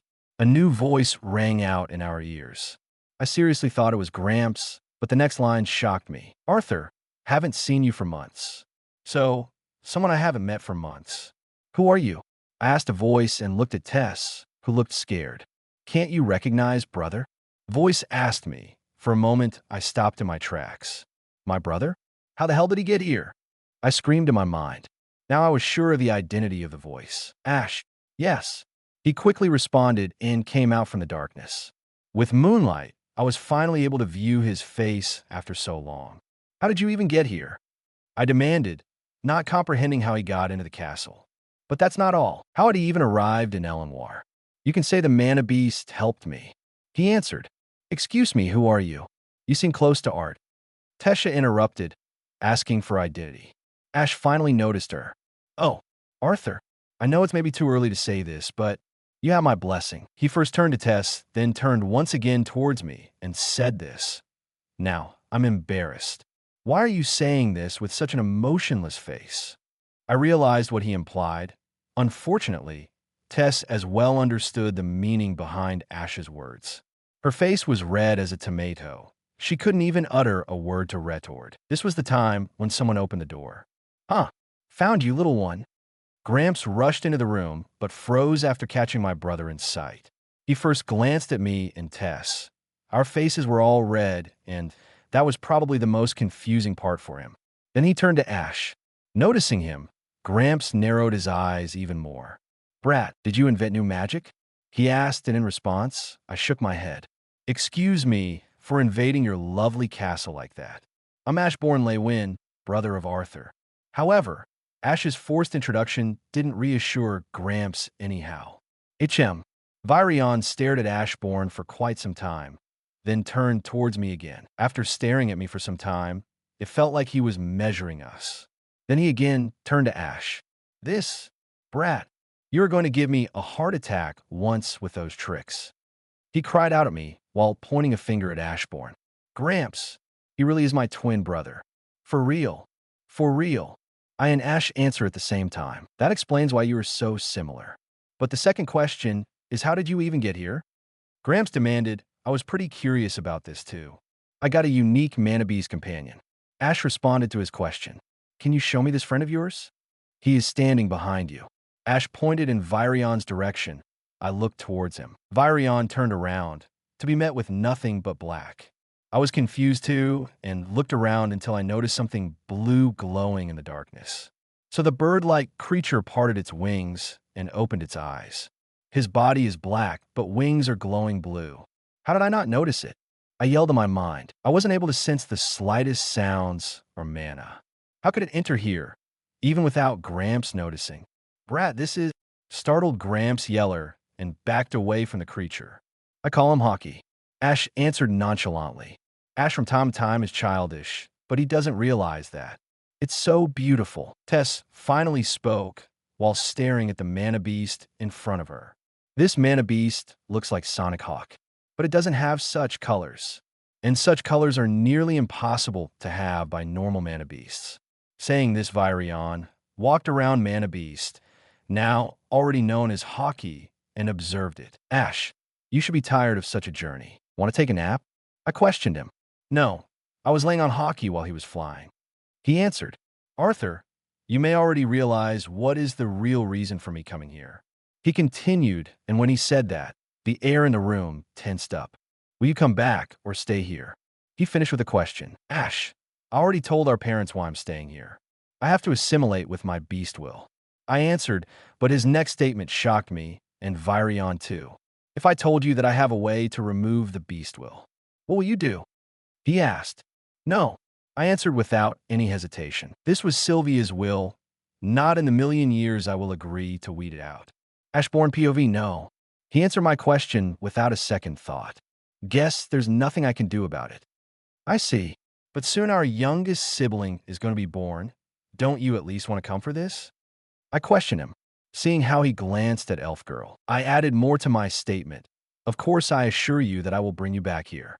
No, Art. He's just kidnapping you. Elf Girl shouted and clenched to Arthur. But it's still early, isn't it? It should be months away from actual childbirth. Arthur returned the question. Minimum 2 months. I answered. That wasn't an exact answer. I don't know when Mom got pregnant, but right now, by judging from the size of her belly, this is just the minimum. I'll come in 2 months then. I told him and began walking towards the window. There wasn't my need anymore. Wait, are you going to leave like this? He called out for me. Yes, it's not like I have a choice. Mom will be worried if he sees that I'm not in bed. Besides, I see you are okay. Also, I verified that I will soon have a sister-in-law. As I said that, I jumped out of the window. I heard Arthur shouting at me in the room, but I left by that time, leaving Adler in Arthur's shadow. Now it's time to go home. Virion Aerolith POV. After the second monster brat left, I wondered where that mana beast behind me went. Mana beast or not, it left without any sounds. As a wind mage, I should be able to sense movements in the air without any trouble, but this beast vanished. I couldn't sense anything at all. The brat was the same. I couldn't see his mana core stage. I couldn't sense his mana. I'm a mid-silver stage augmenter, and I couldn't see his mana core of a 4-year-old brat. Is that even possible? I don't know. If there are such siblings as those 2 brats, then I fear to see their family. Phew. I know this must be dumb. Such a reunion, and then immediately leaving. But I'm changing the plot a little bit. Spoiler warning, major events till Xyrus Academy attack will be the same. Then I will start changing almost everything, even adding a few things from solo leveling. Don't worry, it wouldn't be the thing that changes the whole logic of this world. Just something that was introduced in solo leveling and can greatly merge in this story. Chapter 9. Chapter 9. Ashborn POV. Right now, I'm in my room, pondering about what I saw inside of Arthur when I checked what was the thing that they termed as beast will. This feeling that I felt when I entered Arthur's mindscape. It felt like, spoiler warning, cup of reincarnation. Not exactly it, but it felt like there was it. Perhaps rulers used cup of reincarnation once again, and it couldn't hold it anymore and reached the limit. Did the cup finally break? TCH. I clicked my tongue at this patheticness. They couldn't even take care of such a mightily and hazardous tool. If my guess is right, then this means that when the cup finally broke, somehow few fragments reached this world. But that's not the only thing. That beast will inside of Arthur could manipulate this power, even if not perfectly. Which means only one thing. If there is an individual who is able to handle it, there as well will be another one who can do the same. This world has luck. If the cup was to get in this world, with full its capabilities, the world would be without a doubt doomed. And now that the cup doesn't exist, it means there is nothing I should worry about apart from fragments being here. Even the cup itself couldn't deceive monarchs and rulers when reversing time. Now I doubt it couldn't even stop time in our presence. I still have to prepare. I haven't recovered even an ounce of my former power. I muttered, if there is an individual capable of influencing fragments, undoubtedly it would be the strongest creature on this planet. Now that I think of it, it is truly foolish to believe that there's only one mainland on this planet. It was decided by me after my mother successfully gives birth to my precious young sibling. I shall visit a place where I can increase my army count. Perfect spot for this. Beast Glades. The territory is full of mana beasts and my eventual shadow soldiers. The entirety of Beast Glades is still not explored, meaning people don't tend to go down further in dungeons. Constantly new dungeons appear on the surface. Many of them are cleared by adventurers for rewards. Lower-level dungeons, with stronger mana beasts, are mostly blocked and entry is restricted only for military operations. That is only better for me. If humans can't go deep down there, that means that nobody will see me there. Mom, when exactly will you give me a little sibling? I asked while also trying to act childish. Soon, honey. It's already the 8th month. She responded to my question with her always reassuring smile. That means in about 1 month or so, right? It was now my father who asked.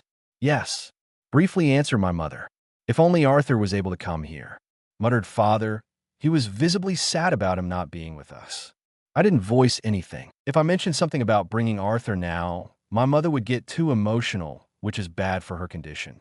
Father, I also wanted to ask something. Instead, I changed the topic. What is it? He turned to me. You aren't against me having a mana beast as a bond. I questioned him. Not particularly. He answered, it's just because I got a bond. Oh, really? Wait, what? He stared at me dumbfounded. He still couldn't process what I told him. My mother was also the same as him, confused about the whole situation. As I said, I got a bond. I repeated what I previously said, making both of them widen their eyes. And where is your bond? Father asked me. I could already see a glimpse of excitement in his eyes. You see, he's special. Come out hockey. I called out for my servant, who swiftly emerged from my shadow. Whoa, but when or where did you find him? My father demanded with excitement in his voice while staring at the black creature with the blue wings in front of him. The only woman in the room looked skeptical. In response to this, Hockey lowered its head, showing loyalty. Wow. My mother was surprised at Hockey's actions. Honey, what class do you think it is? Without facing her, father asked, as he was busy patting winged creature. I don't know. My mother couldn't even find words to describe what was standing in front of her, and father was asking her how powerful it was. I never in my life saw such a beast. Also, its ability is something else, haha. Father laughed awkwardly, continuing patting Hockey. I think it looks like Sonic Hawk. Seems like mother found out small similarities. I hope father can't recall what mana beast core he gave me that day. Maybe it's a mutated beast. So can I have him? I questioned. I'll still keep it in my shadow, even if they disagree. I just want to display having a strong protector beside me, no matter how strong I am myself. Parents would never send their child in danger alone. This was the reason for me showing Hockey to them. Of course, he is your bond, not ours. Also, he resides in your shadow, so I don't think Vincent would have problems with that. By the way, father, does Uncle Vincent know about my awakening? I wanted to make it clear that Vincent doesn't know about this. He is the kind of person who could spill information without him even realizing it. I know he is a kind person and never means harm to anyone, but it's still bothersome. No, father, and I made sure that nobody other than us and Twin Horns know about this. Mother answered in father's stead, reassuring me. That's good. Arthur POV. After a long day of training, I took a bath and was ready to go to sleep. Approaching my bed and getting ready to tackle it, I felt a hand on my shoulder. By instinct, I threw a jab at my back, aiming for the face of whoever that person was. However, my sudden attack got blocked, and I saw the blank face of my brother. Arthur, why would you do that? He asked, still with the same blank face that I remember so well. His careless outlook irritates me. Don't touch anyone from back without telling him. I cried out. I'll note that, he stated, and removed his hands from me. So why did you come? I questioned him as we sat down on my bed. Mom's childbirth time is approaching. You shall come back. Don't you want to? He asked me. Obviously, I want to come back. Of course I want to. I answered him shortly. Then go and pack your things and tell your future girlfriend that you are leaving, he said with an expressionless face. For the stunt he just pulled out, I want to punch him so bad. When did you learn teasing? I saw it. I was genuinely curious about this. How could my deadpan brother behave like that? Also, don't forget to notify that Virion guy. He ignored me and continued, damn. Sigh, whatever. Wait here. You can lay on the bed if you are tired. I told him and exited the room. Ashborn POV. Arthur soon came back with the Virion guy. So, right, you're going back? Virion asked Arthur. I will meet my new sibling and I'll come back, Gramps. My brother replied. It's not like Arthur has any choice if he wants to assimilate with his beast will. I also added my sentence. That's damn right, brat, yelled Virion. It seemed like he wanted Arthur to stay not only as a student. I see. I almost forgot Arthur. I managed to get a communication scroll for you and your future girlfriend. I took out 2 scrolls from my pockets. She's not my girlfriend. Arthur yelled at me in frustration with his red face. Yet Virion's also joined my teasing assault. I'll remember that. I won't forgive you guys. Arthur muttered, glancing at us with dead eyes. It's time to go, Arthur. I motioned him to go out. Wait, I have to C-test first. He quickly ran out of the room. That's good. Have more than one thing you care about, Arthur. Follow me, brat. I'll take you to the backyard. I ignored Virion calling me a brat and followed him nonetheless. I and Virion were waiting for Arthur to come back. While waiting for him, Virion spoke up. Brat, what is that bond you have? He suddenly questioned me. He is Sonic Hawk. My father said he is mutated. I technically told the truth. I wasn't familiar with the species born in this world. And why can't I feel mana from it? He questioned again and narrowed his eyes at me. Why are you asking me? You're more knowledgeable than me. I answered the question with a question to change the topic. Technically, the old elf was in this world longer than me. He should know more than me. You two brats will be the reason why I'll die early. Both magicians at 4. One has a beast will, and one has a bond. Just what family do you have? Huh. He yelled in frustration, stomping ground madly. I sort of understand him. Father Reynolds Leywin, former B-rank adventurer. Mother Alice Leywin, healer and former adventurer. And also a new member of the family who is not born yet. I answered, I don't believe it, shouted Virion, turning away from me. What's with sudden jealousy? They are coming, I announced and noticed Arthur and his girlfriend coming out. They slowly approached us. I could see the girl's red eyes and Arthur's chest that was wet, probably from tears. Don't think something lewd. Tess, I'll come back in no time. So don't worry much, okay? Besides, take this. Arthur tried to cheer up Tesha and also gave her a communication scroll, which I brought for them. What is this? Tesha asked. That is a communication scroll. Just open it and state Arthur Leywin and it will automatically call for him. I straightened out. So, I can still see Arthur? Yes, but it has a limit, so don't use it much. I told them. This communication scroll had a limit of calling and it can't be used more than 5 times. If that is how they work. But communication scrolls indeed have a limit of usage. Besides, this doesn't change anything. Tesha couldn't hold more and once again started crying. She tightly hugged Arthur. What a crybaby. Gave me heartburn. Tank, I will assign you to her later when I'll send you and Adler with Arthur later for protection. I telepathically told the bear, whose noise of agreement I could hear from here. Arthur, time to go. I aforesaid and jumped on Hockey. We were still by biological means 4-year-old brats, so we could easily fit on the winged creature. Bye, Tess. Bye, Gramps. If something happens, call me with a scroll. I'm only leaving for a few weeks, so don't miss me much. He told them and also hopped on Hockey. Bye, brat. Come back as soon as possible, Arthur. Shouted Tess with tears in her eyes. Hockey, go. I commanded the hawk, and he flapped his wings just for the show and took off. Just how fast is your bond? Arthur queried me. I could hardly hear him now because of the front breeze. He is fast enough to kill any magicians in Sapin. I answered, but I went overboard because Arthur widened his eyes at this. He isn't even flapping his wings to fly. Arthur noticed that Hockey's wings were static all the time. His wings are from mana. He doesn't need to flap them to fly. Besides, he can detach feathers and control them from a distance. I explained. Arthur looked at Hockey with awe, while Hockey itself formed a proud grin on his face and looked back at him smugly. So what are you going to tell Mom and Dad? Arthur asked me. Isn't it obvious? I came to you and took you with me. No, that's not it. I mean how you will explain that you flew to Elenoir and back to Xyrus in a single night. Arthur yelled at me. They're already familiar with Hockey. I answered. I couldn't understand what's with him. Arthur just face-bombed at me and stared down on land which we were flying above. We are here, I announced and pointed at the manor in front of us. You were living here all along? Yes. Now let's enter from the window of my bedroom. I motioned Hockey to fly towards my bedroom's entrance. Hockey swiftly flew towards my bedroom and neared it without any issue. I opened the window and hopped in my bedroom. Arthur did the same and followed me inside. You even prepared a second bed for me. When Mother learned that you were alive, she asked the father to add another bed in my room. I told him, and Arthur's expression softened. I felt like he was on the verge of crying. By the way, go to sleep now.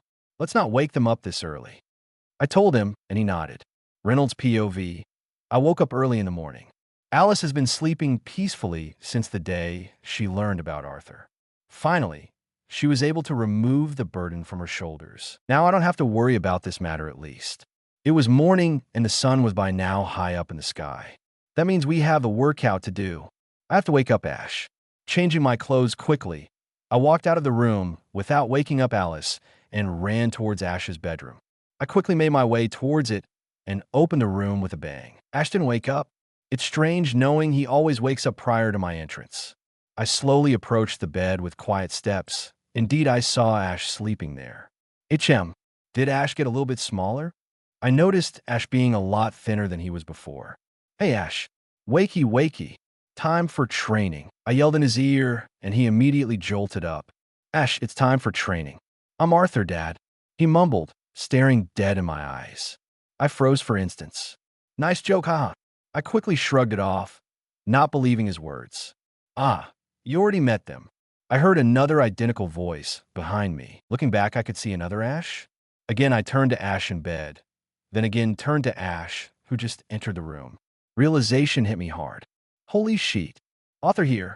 What do you think about things that I added from solo leveling?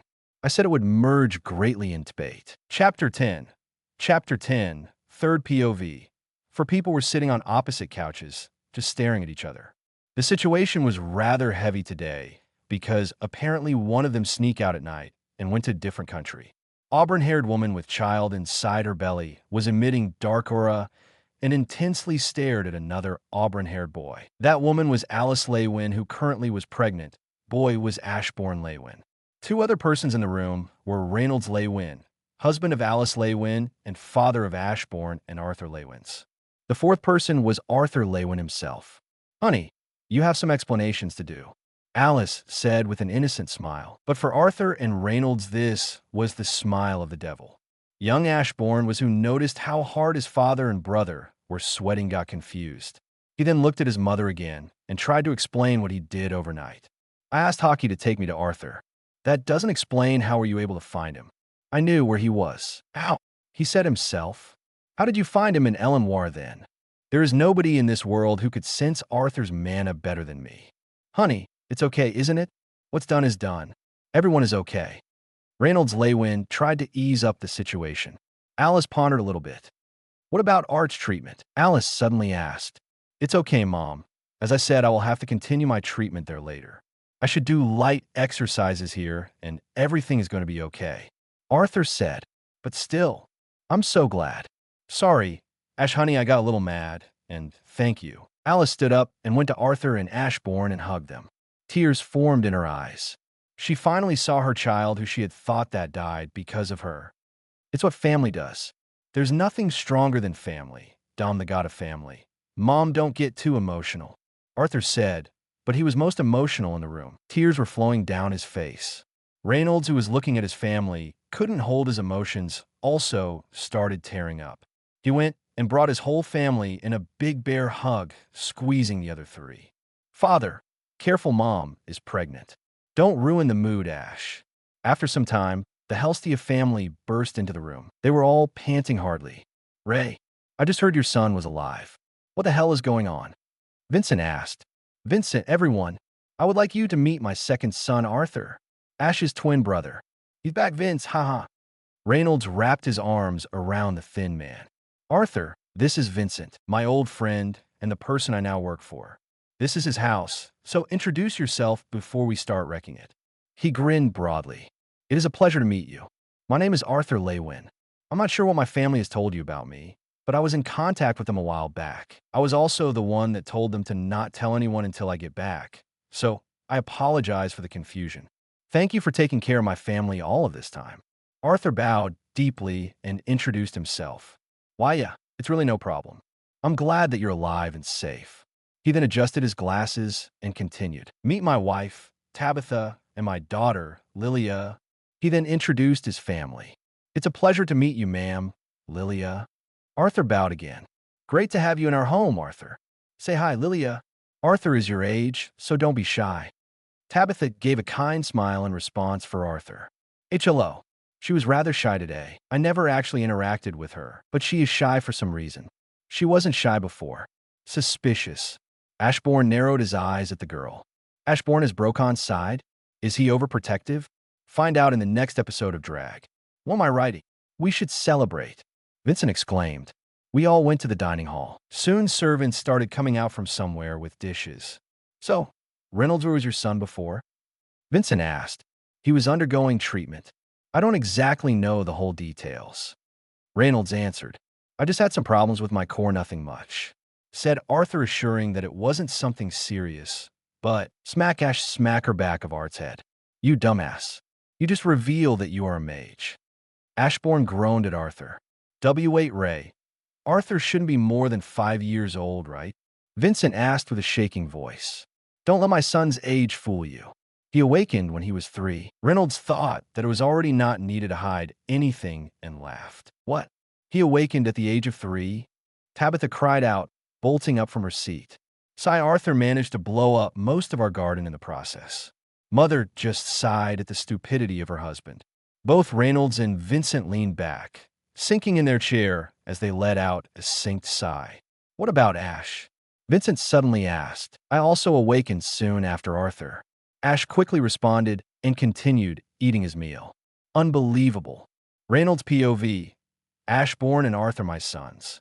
Both of them are my small geniuses who I'm proud of.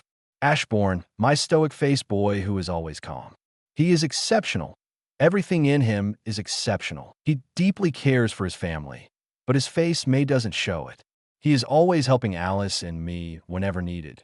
Now, when he even brought Arthur to us, I'm starting to think that he isn't just a genius, but something even greater. Arthur, on the other hand, is more emotional than Ash. He is also a genius in terms of magic, but that's not it. Arthur is proficient in swordsmanship. Ash may have better control over mana and bigger mana pool, but Arthur has technique. I often think that Arthur's body isn't capable of keeping up with his mind. It's like his own body is foreign to him. As Adam said, they're little monsters, haha, but I don't care what others think about them. They are my family, and I will love them with all my heart. Father, snap out of your thoughts already and go. Support mother. I jolted up and immediately remembered in what situation we were. I heard Alice's screaming from another room. She was giving birth to our 3rd child. Come on, enter already. Arthur shouted at me. Easy to say for you, Arthur. I may be doing this for the 2nd time, but I'm still nervous. And what's with that blank face, Ash? I want to punch it for some reason. Okay, I can do this. I encouraged myself and entered the room. Ashborn POV. My mother is giving birth a 2nd time. The 1st time was for me and my brother Arthur, and that's what I'm worried about. She gave birth to twins. I don't exactly know, but it may be dangerous to give birth another time after this. Now here we are. She is giving birth to another sibling of mine. I looked at Arthur, who also looked worried. It's already quite some time since the mother is giving birth. Maybe a few hours. Don't worry, it'll be okay. I tried to calm down him. You aren't calm yourself. He responded. I'm calm, because I believe it will be okay. Says someone who is channeling mana in his whole body to maintain composure. Arthur said with a cheeky grin. Virion guy was right, this brat. I won't argue with him anymore. The art of teasing is still inferior for me. I'll have to practice more. That's a joke, don't take it seriously. After some time, that felt like days. When Arthur was walking around the room in nervousness, and I started channeling even more mana in my body, heard the cry of a newborn child. I have a daughter now. We heard our father yelling out for the world to hear. Finally. I heard Arthur sighing and muttering. Ash, Art, come see your cute little sister. Father called for us, and we entered the room. We saw a mother holding a small, cute newborn child on her chest. That's my sister. Arthur's eyes shined when he saw his new sibling. She has mother's eyes and father's hair. I noticed her brown eyes and hair. She is like the polar opposite of our appearance. Arthur remarked, she's going to be a beautiful woman in the future. Well, I heard my mother saying that my and Arthur's brotherly side played in. I have to assign a whole battalion of shadows to her. I noted this. I won't let anyone touch her. Arthur said, stop, you two. Do you think I will let anyone see the face of my precious daughter? For some reason, Father looked proud of his sentence. Thinks that he won against me? I'll kill anyone who ever has ill intent for her. I said and finally overpowered everyone in the room. My father and brother looked at me with admiration, and my mother simply looked dumbfounded. Ashborn POV. Today was the day when Twin Horn's party are having a break in their adventuring. I and Arthur were now waiting for them to come here. We heard an obnoxious knock from the front door. We approached the door and slowly opened it.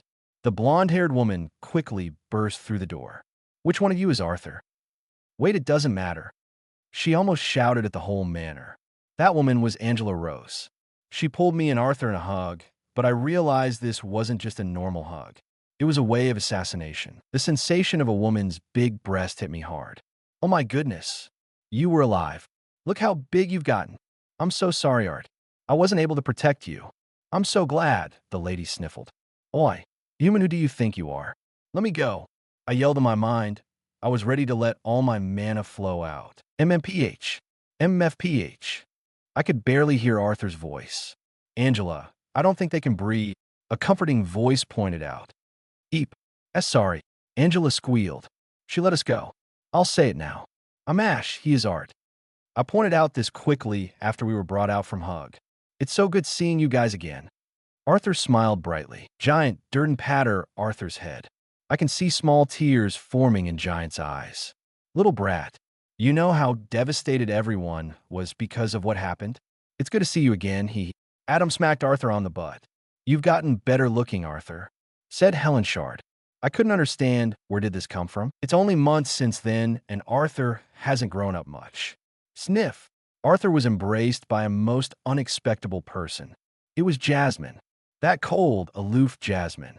She kept mute as she just tightened her arms around Arthur, letting out soft sniffles.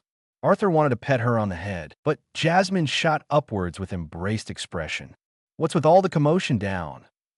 You guys are here. Our father, wearing his uniform, leaped down the flight of stairs and rushed toward his ex-party members. He was giving all of them a hug as my mother with my sister in hand came down. Everyone, it's so good seeing you guys again, my mother exclaimed. She didn't have a chance to say anything more as the girls all threw themselves at her and start drooling over my baby sister. Oh my goodness. Alice, Ellie looks just like you. She's going to grow up to be so pretty. Cute. Arthur, it's time already. I told him. It was already time to leave for Elenoir. Sorry guys, but unfortunately, I and Ash have to go. Arthur apologized to Twin Horns. Huh, where are you going when we just visited you? It was now Adam who asked. Arthur has problems with his mana core. He is undergoing treatment with his trainer, so we also asked Art to take Ash with him. Father answered instead of us. But, can it wait for a little? Actually, we wanted to meet you, and we stayed here for days. Unfortunately, we have to go. I told them, and their face softened. Mainly it was Arthur who wanted to meet them.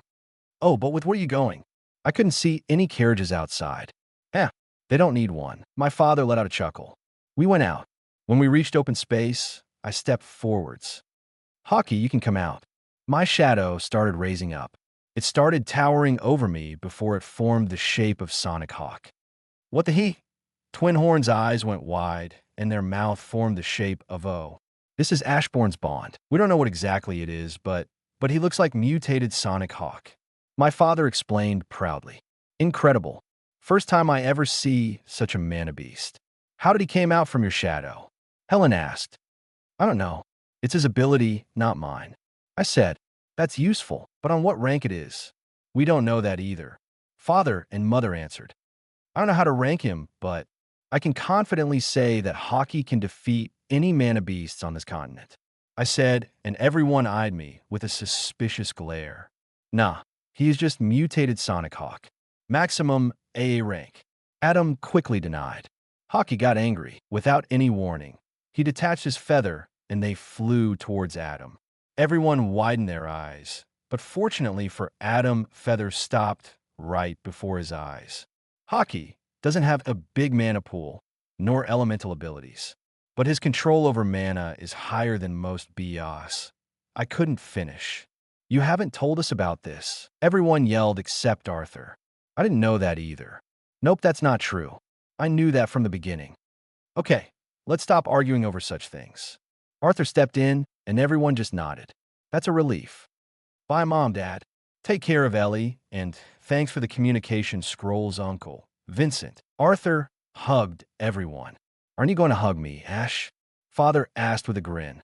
Oh, last time you hugged me, you almost squeezed Mom out when she was pregnant. I said, and everyone laughed. Dad flushed with embarrassment. But I never denied.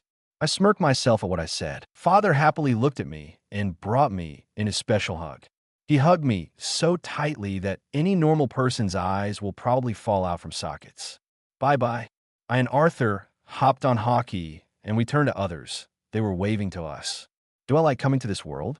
Do I like being human? I like having a normal family that is not that normal? My only answer would be, absolutely yes. Chapter 11. Chapter 11, Season 2, Ashborn POV. We were flying over the border of Elenoir and Sapin. Hockey was flying at a fast pace because I wanted to deliver Arthur quickly. Right now, my priority is to find those who could be pillars in my army. Arthur, can you do me a favor? I turned to Arthur and asked, what is it? He asked, just tell Mother that I'm with you. I want to go somewhere. I told him, and he looked at me with narrowed eyes. I can't let you go if I don't know where you are going. He said, I guess I'll tell you. I'm going to Beast Glades. I answered, and he widened his eyes. Are you out of your mind? You're only a child. He yelled at me. Says who? You were a child who met a dragon who could stop time and then even receive its powers. How do you know that? He asked. That's something inside of you. It's a will that has the form of a dragon. I elaborated. This didn't explain how I know that it can stop time, but doesn't matter. How do you know that it can stop time? Arthur asked, and it seems that it does matter. You can say that I can feel it. Well, not really.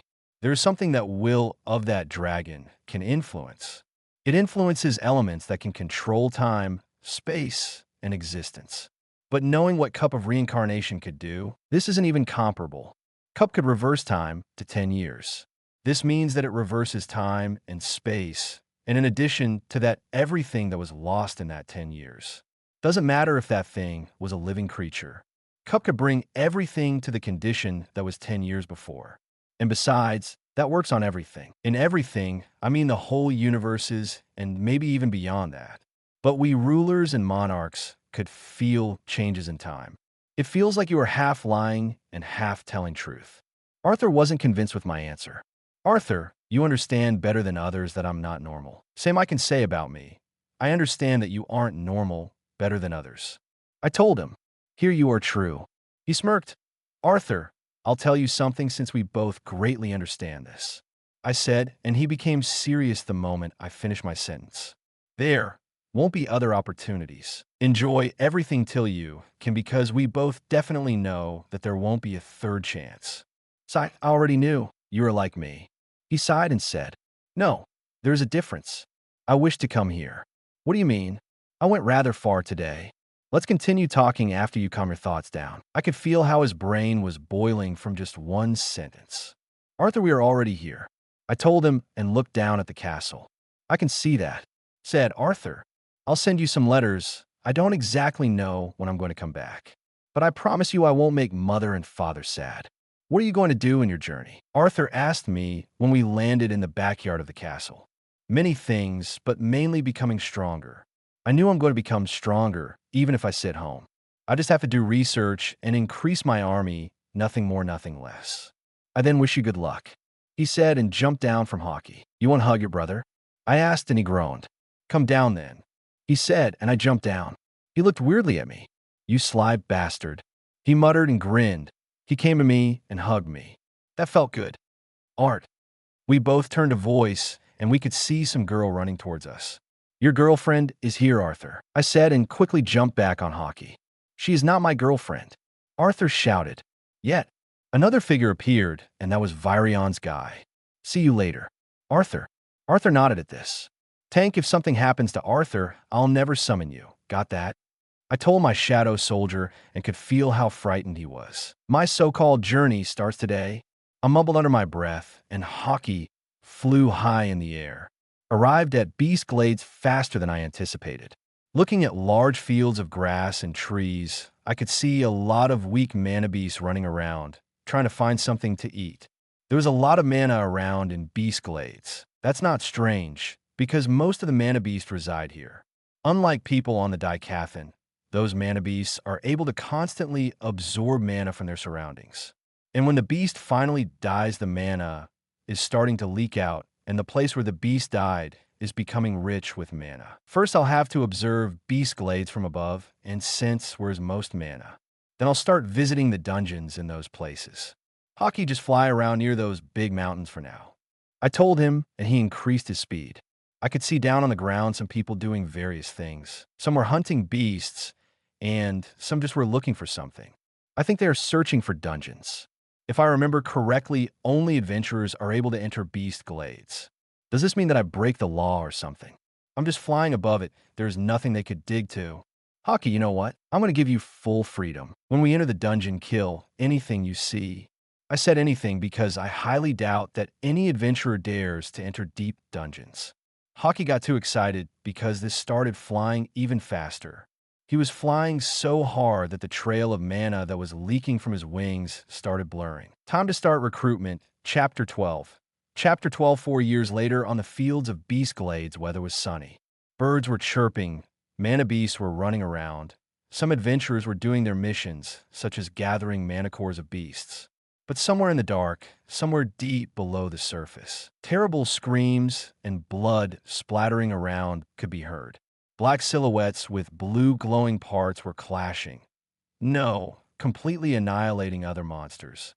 Some monsters tried to run away, but they ran into Vale. Black silhouettes were completely surrounding them, giving no chance of escape. Finally, the last monsters also met the same fate as the previous ones. When finally last monsters died, black silhouettes moved away from them while splitting to make a road for someone. Soon person with blue glowing eyes from mana started walking towards the corpses of monsters. When he was standing in front of this bloody scene, he said only one word, "Arise." As if hearing the voice of something supreme, shadows started coming out from those corpses. Shadows expanded and started forming something. Other silhouettes materialized with the same blue glowing from mana parts. All of them started lowering their heads in front of the person who just summoned them. If those summonses could kneel, undoubtedly, they would do that without their summoner's command. You all make one squad, leader one with most mana. Now my shadow. Person commanded and black silhouettes quickly jumped in person's shadow. We meanwhile continue searching for other capable soldiers. Yes, that person was Ashborn. Ashborn lay wind to be exact. After leaving for his adventures, Ashborn started searching for capable shadow servants in the depths of Beast Glades. Clearing unknown amounts of dungeons and killing countless mana beasts, Ashborn was able to create a whole army with 700 capable shadows and not some parasites who only eat his mana. He also found one certain specimen of ants that could devour the abilities of something it eats. Finding such mana beast here without a doubt is lucky for Ashborn. Under Ashborn's mana monster evolved and became even stronger. My liege, we are ready to in another dungeon. Only your command is required. Ant appeared next to Ashborn. Baru, I wanted to send the ladder to my brother. Let's wrap it up for today. Ashborn told his subordinate. As you wish, my liege. Ant just nodded, and other servants entered Ash's shadow. Baru was the name of this strong ant. He is one of the strongest in the current shadow army and the most capable soldier. And Ash found him with coincidence when he was searching for strong mana signatures. He felt large bloodlust coming from upper-level dungeons. He quickly arrived in this dungeon and saw some ant-eating corpse of some adventurer. The reason why did this adventurer died? Because the dungeon was given the wrong rank. This dungeon was only B class from what Ash learned in Adventurer's Guild. No, Ash isn't an adventurer. He just sent a shadow servant there to get information. Ashborn just observed Ant for some time, and when he saw that Ant's body started deforming and got a humanoid appearance, he understood. Someone who found this dungeon and ranked it didn't know what Ant could do. When Ant ate humans, he could get their mana pool level, get their abilities, and etc. Ashborn couldn't let such a beast leave and quickly killed him before he could even get stronger. Having a bad sense of naming his servants, Ashborn used his extreme skill and stole name from his successor soldier. And when Ash summoned, Ant Baru's mana pool immediately expanded to reserves of S-class mana beast. Through going many other dungeons and searching for other servants, slowly but without stops, Baru was becoming stronger and stronger. Even now, Baru's limit is unknown. After he summoned Baru, next were other ants that he found in the same dungeon. Overall, they weren't that strong as Baru, but they were useful. Besides, Baru with the only screams can increase their morale. It's just a shame that Baru is still at commander level. This is why Ash needs to increase his mana pool to even bigger reserves. Also, research about creatures that can influence the same element that was used in Cup of Reincarnation failed, because Ash couldn't find other creatures who could influence that element. But Ash didn't fail fully. Arthur was constantly training with his beast will, and Ash could feel changes in his body. Arthur's bond. Dragon Sylvie had this element in her body, so she would be able to influence it. And thanks to Sylvie, Ashborn was sure that there are other creatures that can influence elements of the cup. When Ashborn finally finished his journey, noticed his changes. For those 4 years, of course, Ashborn became taller, buffer, and more handsome. He never met anyone who could rate his appearance. But from judging the appearance of other people who he saw in this life, he and Arthur are the most handsome people on the continent. When I will get home, I will get beating. Ashborn remembered her mother's attitude when it comes to the safety of her children. But I'll be just on time. Some kind of auction is going to be here, and the whole family will be there, even twin horns. Ashborn, of course, knew everything that was going on with his family through shadow servants that he left with them. But I should get some presents for my family, right? After all, unlike for me, for years for them a really long time. Ash thought and decided what to do. First of all, he could kill some high-ranked mana beast and sell their cores. Cores are valuable, and when it has beast will inside, it could cost a small chest of gold. Wait, didn't those cores break after I summoned beasts? Now Ash has to once again find another dungeon with strong mana beasts. Grr, some kind of mutated wolf that was walking on his 2 legs was backing away from Ashborn. That wolf kind of creature was 10 times bigger than Ashborn. Ash would like to make him his servant, but what family member would he be if he won't get a present for his family? You look strong, but I need your core for other reasons. Ash muttered and enforced his hand with mana. A colossal amount of mana started flowing around Ash's hand. Ruler's authority. Ash disappeared from his place and appeared on top of the wolf's head.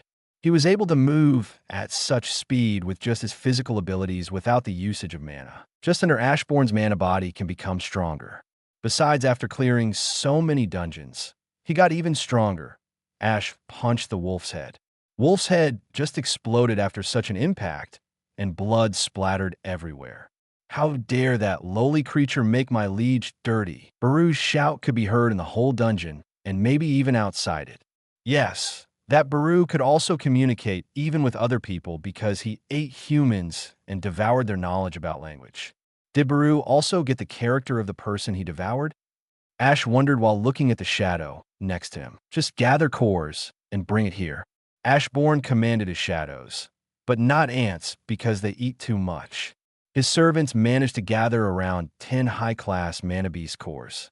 Those cores can be sold for quite some gold coins, and they even have beast wool in them. Some noble people would kill each other just to get this core in their possession. For Ashborn, who only cares about preparing presents for his family, only gold matters for now. If they kill each other for it, even better. Potential shadow servants. Hockey come out. Ash's most reliable shadow servant came out from his shadow. Ashborn just hopped on him. Go to Xyrus City. I don't want to use shadow exchange, Ash told his servant, since they were at the dungeon deep down under mountains.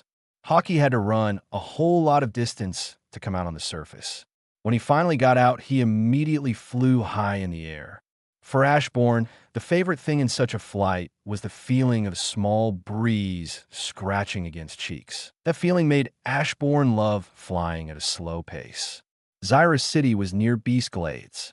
Actually, it was on the border of Beast Glades and Kingdom of Sapin, and reaching the city won't take long, considering that they're flying and on the extremely fast creature. Ashborn POV, I wasn't here for quite a long time, I said and looked at the streets of Xyrus City. People were working, playing, and doing other normal daily activities. My destination is Xyrus Adventurers Guild. I don't exactly know where can I sell mana cores because I never wondered about this. I'll ask someone there. Walking through the streets, I observed people and what they were exactly doing. I was interested in merchants. They could have something that I can buy as a present. I highly doubt that I will be interested in any of those things that they sell, but I have to do this and choose something that my mother, father, sister, brother, twin horns, Hellsteas. Maybe I should just gift them money? No. Oh, why the Shadow Monarch can't decide such a thing. Antares, you bastard, I can hear you from here. I'll get you someday in the dream world. Okay, before I could even see something that piqued my interest, I already could see the building of Adventurer Guild. But something unexpected happened. For people enter my vision, and of course, it had to be them. My mother, Helstia's, but Vincent wasn't here. And the brown-haired girl with brown eyes. When I saw her eyes, I could already understand who she was. My sister Eleanor. I saw how he grow up through my shadows, but seeing, in reality, is different. I need to hide to not fail surprise, I thought, and quickly hide in the crowd. I decided to observe them for now. I may learn what they like or what they want. Then I won't have to think about it so much. Lilia Helstia's POV. I'm shopping with Mommy and Lady Alice and Ellie. Ellie seemed a little bit disappointed that her brother didn't want to join us, so I was holding her hand to comfort her. Hey, Ellie, do you like your big brother that much? But he's a meanie for not shopping with us. I wanted to dress him up more. She pouted. Do you like me better or your big brother? I like both. After some time of thinking, she just responded. Somewhere in the crowd, Ashborn was proud of his sister's response. Cuckoo. Lilia, what are you asking, Ellie? My mom asked, pulling my other hand. Lilia, what do you think of Arthur? He's a little scary. How is he so strong, Mommy? I thought kids like us couldn't be mages until we're all grown up. It wasn't fair. I've always dreamed of becoming a mage and making Mommy and Papa happy. I guess it's because he's a very gifted child. He and his brother. But Alice, do you really have no problems with everything he told you? I don't mean to butt in on your parenting, but doesn't it just seem a little too weird? How did he get so powerful during this time? You've told me that he was pretty good at fighting even before the bandit attack. Of course, I know he's hiding a lot of things. He probably doesn't know, but it's pretty obvious when he's lying. He tends to focus his gaze on one point, and his voice turns monotone when he lies. It's pretty cute how he thinks he's being sneaky, actually. Tabitha, I know he's keeping things from us, and so does Ray, but we agreed on giving him some space until he's comfortable enough to tell us himself. I guess that's just what it means to be a parent. I know he doesn't mean any harm, so all we can do is just support him until he's ready. Lady Alice shook her head. And same as with Ash. I heard from Reynolds that he is a genius when it comes to conjuring. Reaching Dark Orange Core at 4.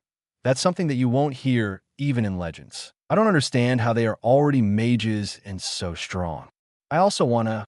Ash also is hiding many things that we don't know. He is always serious with a blank expression. It's impossible for us to read what he is thinking. He is nonchalant, mysterious, and hardworking when it comes to us. I always had the impression that whatever he is saying is always true. When he joked about killing anyone who has bad intentions for Ellie, I thought he was saying the truth. I, for some reason, really thought that he would do it. For some reason, chills ran down my spine. But that sneaky Ash run away from Arthur and went somewhere to get training. Now he is sending us letters, but I'm still worried. Lady Alice clenched fist and dark aura started emitting around her. His bond is with him. There's nothing to worry about. My mother comforted her. He should be coming back this week. Art said that he sent a message to Ash. Alice brightened up. Ashborn's POV, what? I heard my mother talking about me running away from Arthur. I don't remember that I ran away from him. What did Arthur say to Mother? Maybe she just understood it differently, or just Arthur lied. When I was observing my family, I saw some guy with a black cloak looking at them. I could clearly see his expression. Wearing a black cloak in such good weather? Seems unbelievable that he just wears it because he is cold. Judging from his mana, he won't feel cold even in winter without any clothes. The cloaked guy turned to some alleyway. I decided to follow him and jumped on the closest building without anyone noticing me. I saw a cloaked guy talking with another cloaked guy. I have to say those two certainly are stronger than normal humans. Then I shall inform Lord Sebastian that the best opportunity will be at the auction. Auction? Knowing that they're doing this with such high privacy, I don't think it's something good. Stay still. I commanded, and both of them flinched. Tell me more about this auction. I said and jumped down from the building. Don't do anything stupid. This one is strong. I heard one whispering to another. I started approaching them slowly. I saw one of them moving the hand towards his back.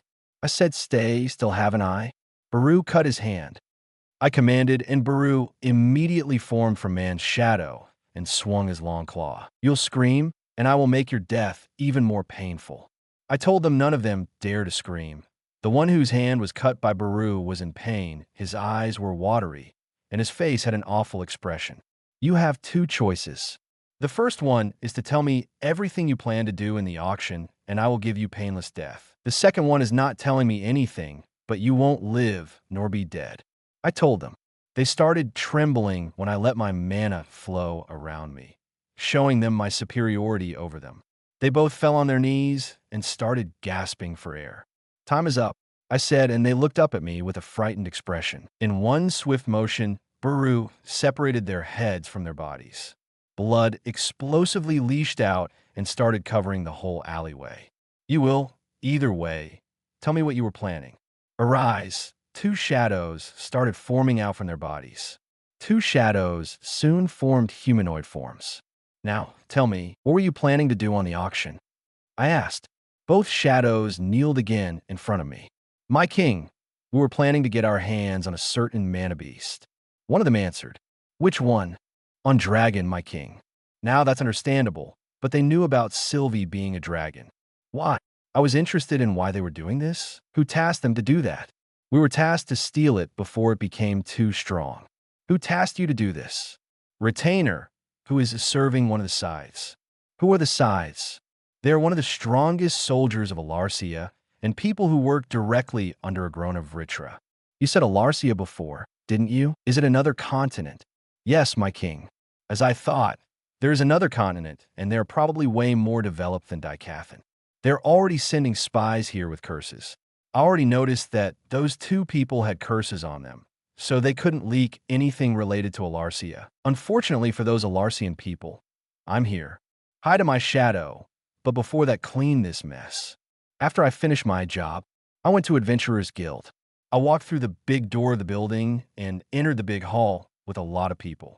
Some people near the entrance looked at me, then quickly looked away. Ashborn looks like 12 years old, so they shrugged it off quickly. I looked around and found the receptionist's desk. I walked towards it. Hello, with what can I help you? A woman who noticed me asked. I wanted to sell beast core, but I don't know where to. Oh, you can sell your beast cores here, but with lower price than the average market price. Please shop me your guild card. I don't have it. I answered. Ifi Mayeski. From where did you get beast cores? Woman asked. Does it matter? And not really. Woman got frightened at my cold response. Is there something that my presence is needed? Mary. Some black-haired man with glasses approached us and asked the woman. Young man here wants to sell beast cores, but he doesn't have a guild card. Woman answered. I see. Then I don't mind helping this young man. As a guild leader, I have a guild card. Man took out his white-colored with gold patterns card that showed his rank. He was AA rank. Can you please show us beast core that you are selling? The woman asked me. Yes, of course. I already prepared a bag for those cores and placed them on the desk. Man's eyes widened when he saw them, but regained his composure. Young man, I have to ask, from where did you really get those cores? Man with glasses asked me. It won't do you any good if we'll talk in public about this. I said, and he understood. If I will say that I went deep down in the dungeon, killed some high-ranking beasts, and then came here to just sell them like nothing happened, problems may occur. Royalty might put their hands on the incident. And I'm only 8 years old, and I'm not noble. Besides, I went to Beast Glades as a normal civilian. Follow me, young man. Man lead me towards his office. His office looked more valuable than whole this building. You can sit. He motioned me to sit, and I did exactly that. Oh, I never introduced myself. I'm Caspian Bladeheart, and I'm in charge of this branch. Caspian introduced himself. Ashborn Leywin. I introduced myself. Mother always said that I shouldn't introduce myself to strangers, but he introduced himself first, so nothing that's only normal. Now, you Ashborn, you have to explain, how did you get those beast cores? I got them from Mana Beast. I answered. You say that you yourself get those cores from Mana Beast? Caspian seems not to believe me. Yes, but you do know that entering the Beast Glades without being in a guild is greatly prohibited, said Caspian, and I just nodded. That's right, but as long as nobody saw me, that's okay. I responded, but why did you reveal yourself then? I would say I wanted some gold, but now I have a different goal. What is it? Caspian asked curiously. Make me S-Class Adventurer, and I will make Adventurer Guild become an independent organization. Caspian got surprised. I don't know if you can fulfill your promi dashed. Caspian was interrupted by the sudden outburst of mana. Caspian looked at me with a terrified expression. Caspian Bladeheart's POV, that young boy in front of me. He is emitting an aura of something beyond my understanding. I feel like I'm sitting in front of death itself. Mana is chaotically flowing in my office. I looked up at Ashborn Leywin's eyes that were glowing blue. Some image popped into my mind, and I saw countless black monsters standing behind him. I couldn't do anything. I was frozen like a statue. I couldn't even breathe. I assure you, I can fulfill my promises. I will make Guild participate even in political events. You have to only give me the rank and follow instructions. He said if given me choice to select, but I fear to say no. Ashborn's POV. I noticed how Caspian struggled, so I retracted my mana. So once again, I decided to ask. So, do you accept my proposal? Cough cough after such display of strength. I can't let that chance escape, can I? You made a wise choice. I must congratulate you. Ashborn Leywin is now an S-Class adventurer of Adventurers Guild. Caspian congratulated me. Since it's decided, then I will leave my subordinate here. I said and called out Hockey, who formed from a shadow near me.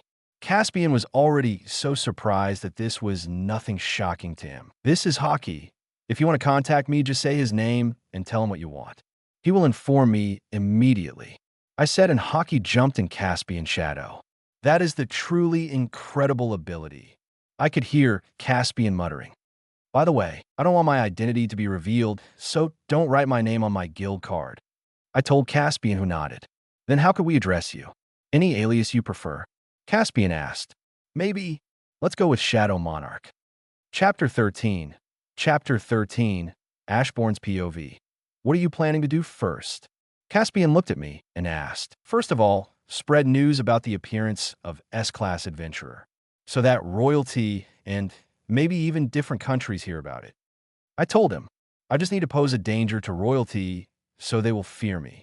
I heard that the king of this country is a greedy one. He will eventually invite me to work under him. When I will decline his offer, I will make moves.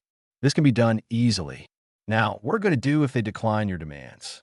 Then I will have to use force if we only reach that stage, because we won't have to. They will agree, no matter what. Why is that? If King has a brain, he won't lead his life to unavoidable death. I answered, and Caspian seems to understand something. Are you planning to showcase your strengths somehow?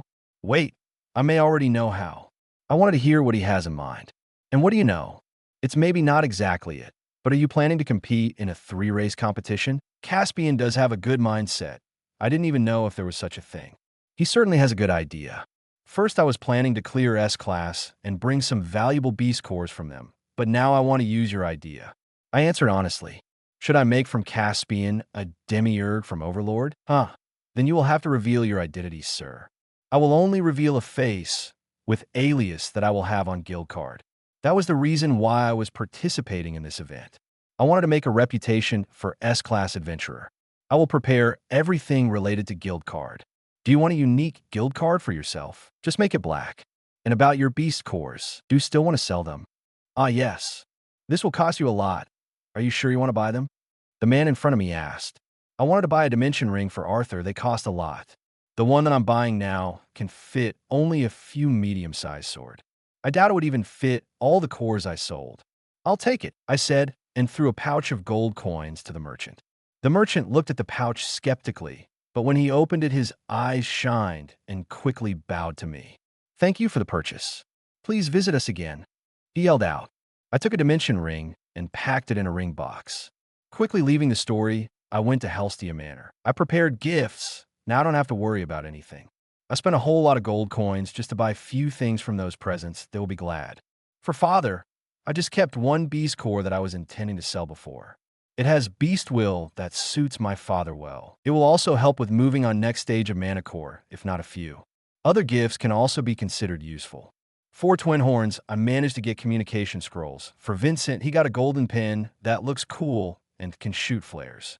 For Tabitha and Lilia, he got some golden necklaces. And finally, for his mother and Ellie, I managed to get an artifact that stores the effect of strong spells.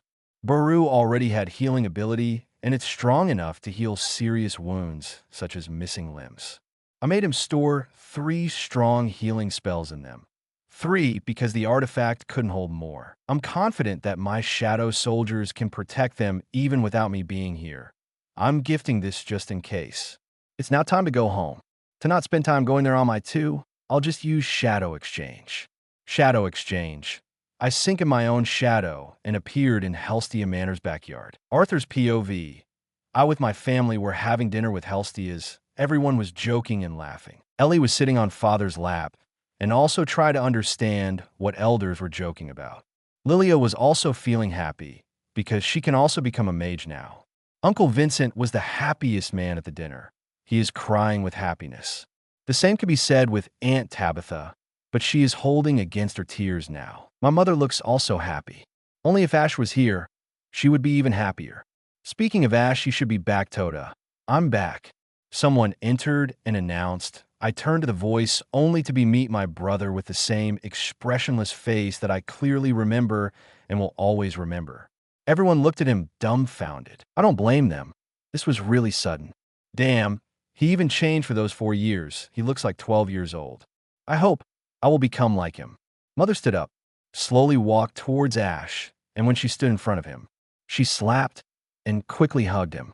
Father soon followed with Ellie in his hands. What was that for? Ash asked Mother. That is for you running away from Arthur. What? Ash turned face to me. My entire life flashed in front of me when I met his eyes. Fortunately, he looked away from me. That was scary. Uh-huh. I don't remember telling you that he ran away, Mom. Huh. I awkwardly tried to deny what Mom said.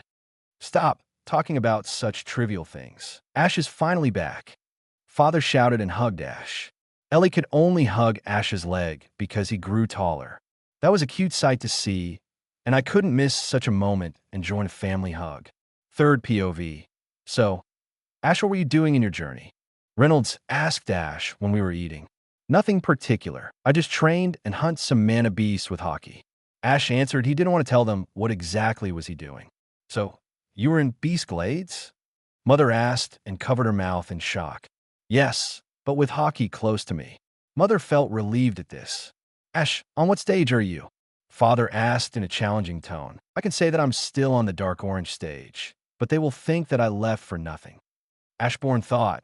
He didn't really care about core since he only formed it just not seem suspicious to others. But he had dark orange stage for years back then when he left for training. Solid yellow stage. Ash answered. Everyone looked at him with surprise. Such progress for an 8-year-old boy is not just surprising. It would be called monstrous talent if Ashborn wasn't Monarch previously. Wow, no words. Tabitha muttered and removed sweat from her forehead. That's my son. Already surpassed me. Reynolds yelled proudly. On my border strong, Mom. Ellie climbed on Mother's lap and asked cutely. Damn, this human heart. This is too cute. He is too strong to be 8 years old. Vincent answered and laughed with Reynolds. Father, on what stage are you? Ash suddenly asked. Your old man is still stuck on dark orange stage. Reynolds' expression saddened a little bit. That reminds me, I prepared a lot of things before I came back. With that said, Ashborn took off his backpack, that he had only for show. He opened his backpack and took out a silver-colored beast core. This should be enough to break through the stage. It also has beast will inside. Ash tossed beast core to his father, who caught it with wide eyes. I can't accept this, Ash. And how did you even manage to get a core with beast will? Hockey managed to get a few of them. I decided to keep one for you. Ash then took out more things from his backpack. And those are things that I got for everyone. Ashborn took a small ring box and opened it and revealed. Of course, he revealed ring. Arthur, this is Dimension Ring. I thought it would be useful for you, so I bought it. Ash handed the box to Arthur.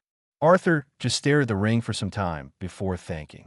Then I got those necklaces for Aunt Tabitha and Lilia. Ashborn took bigger boxes this time and handed them to Tabitha and Lilia.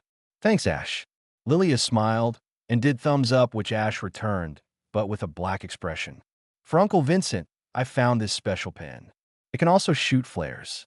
For a businessman, it's necessary to have a pen with him. For Vincent, the most interesting part was that the pen can shoot flares.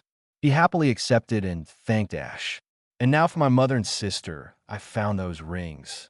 They have stored healing spells, and whenever you are hurt, it will automatically heal you. He took both small boxes in his hand and approached Mother and Ellie. Your hand, please. Ash motioned Alice and Ellie to pull their hand to him. Mysteriously, boxes were opened by themselves, and rings slowly flew out from them. They floated towards Alice and Ellie. They floated towards their hands and were put on other respective fingers. Rings then altered their size for the user's comfortability. Ellie looked excited. Her eyes shone while looking at the ring. Ellie, you should thank your brother. Alice pushed Ellie towards Ash. Thanks, Wooder. Ellie hugged Ash, who even kneeled for her. I know for such a person kneeling is something unacceptable, but for the family it's okay. Cute. Ash's heart even hurt from such display of cuteness from Ellie. Thanks, honey. Alice soon joined and hugged Ash together with Ellie. It's what family does, Ash said. Arthur even smirked at this. I still don't understand how you managed to get those things. They would cost a chest of gold coins. And here we go. Now Ash has to convince Alice that he earned such an amount of money and not steal. Ash. Also, Art is going to become adventurous soon. Maybe you also want to go with him. Reynolds said, and Ashborn shook his head. No, I'm good. Ashborn was already an S-class adventurer. He will have other work to do other than just being an adventurer. By the way, when are Twin Horns coming? I also prepared something for them. They should be there soon, at the start of the auction. Reynolds answered. I also heard that royal family will be attending the auction. Yes. But where did you hear that? Vincent asked. Heard an adventurers guild. You should be happy. Ash answered. Yeah, but we won't gain any serious profit from this auction probably. Haha, Vincent said. Why is that? It was now Arthur who asked. Whatever king will decide to buy probably will be sold for the lower market price. Now everyone understood. So nobody will dare to compete with the king, said Arthur. That's right. Vincent heavily sighed. Is that Sue? Ashborn muttered. Chapter 14. Chapter 14, third POV. It's already 2 days since Ashborn came back home from his journey. Soon Helstia's auction house will have its 10th anniversary. Royal family and many other noble houses will be visiting this place to purchase something valuable. And today is the day when Twin Horns is visiting Helstia Manor. Ashborn and Arthur are currently waiting for them to arrive. Knock knock, someone knocked few times on the door. Arthur approached the door, opened it with a smile. Who's there, OOF? Arthur wanted to ask who was there, but got squashed by Angela. Ash, I heard you ran away on a journey. How are you? Are you okay? Lady with a big chest started sniffling. MHFPH. MHFPH. Arthur was trying to escape the hug from a woman. Actually, that's Arthur. Ash answered and pointed at half-dead Arthur. Oh, sorry. Angela released Arthur. It's okay. Half-dead Arthur managed to mutter. It's so good seeing you guys again. Arthur regained his composure quickly, with a charming smile exclaimed. You've gotten better looking, Arthur. Charismatic Helen Shard complimented Arthur. Ash, you even look like a matured man, added Helen when she finally noticed how Ash has grown. Ash just nodded at her, while Arthur was trying to hold his laughter. And where is your bond-matured boy? Finally, Adam showed up with his usual grin. Hockey is hunting. Good to see you again, Brat. Adam ruffled Ash's hair, and the other stared at too with a "what was that?" expression. I suppose. Ash answered nonchalantly. Be happy, man. You haven't seen us for 4 years. Adam yelled in frustration. I am. That couldn't be seen on Ash's face. Okay, calm down. Comforting noise came from doors, and soon Durden walked inside. Sylvie, the bond of Arthur, woke up from his slumber and trotted towards Arthur. Whoa, what is that? Adam exclaimed. Jasmine, who only just now entered, also looked surprised at Mana Beast. She's my contracted beast, Sylvie, Arthur announced, and Sylvie hopped on his head. Cute, Jasmine said, and looked away from Mana Beast. Good to see you again, Jasmine. Arthur called out for Jasmine. Latter smiled at Arthur. Seems like everyone is already here. Reynolds' voice echoed through the hall. He was wearing his uniform. Everyone, it's so good seeing you guys again, exclaimed Alice. She hasn't seen them just as long as Arthur and Ashborn, so she was also happy to see her old friends. Oh my goodness. Alice, look how Ellie has grown. She is so pretty. Ray's going to have his hands full soon with potential candidates. Cuckoo. Can you tell me how old you are? 4. The girls were a jumble of excitement and estrogen as they ogled Ellie. Vincent came down soon after with Tabitha and Lilia. The mother and father duo were matching in a black suit and dress, while Lilia was sporting a flowery dress under a warm cloak. After everyone introduced each other, it was decided that the twin horns would come with us to the Helstia auction house for the 10th anniversary event. Reynolds quickly explained the basics in his letter. They were quite shocked when they learned that Arthur was in Elenoir. They didn't know where he was. BC, it wasn't clarified that he was having treatment in Elenoir, so yeah, the ride to the auction house was short because it was here in Xyrus. Helstia auction house was a big building with luxurious decorations. It could be said that it was breathtaking, just entrance is bigger than the tank on his two. Ash thought, and imagined Tank opening the door and going through as a visitor. The decoration inside the building was grand, unlike in Elenoir where everything was elegant. To say simply, it was just show off. Ashborn and others arrived early, so only the workers and guards were present, preparing for the event. They will be sitting in VIP's room with royal family. For someone, this may be a worrying matter, but Ashborn was calm. He wasn't afraid nor nervous. He just wanted to see if the king has a brain and some intellect. Reynolds and Twin Horns were first to separate from the ground. They had to prepare guards for any unwanted incident at auction. Vincent soon after followed them and separated. He quickly gave orders to workers and readied hosts. Tabitha, meanwhile, leads the group towards VIP's room, which was clearly made for rich and influential figures, such as royal family. There was a wine rack and a few reclining seats and tables with closer seats by the window. The auction house was soon a panorama of cheerful and excited noise as more and more people, who were no doubt people of some sort of influence, began filling the lower seats. There were some groups that seemed more distinguished than the rest who were personally escorted by the hosts to their booths. No doubt, they were some of the more affluent nobles in the kingdom. Time passed by rather slowly until Vincent came back, leading a group of unfamiliar people inside. The first to come in behind Vincent was an elderly man with long, deep red hair that was aged with streaks of gray. His back was ramrod straight with broad shoulders that took off years in his appearance.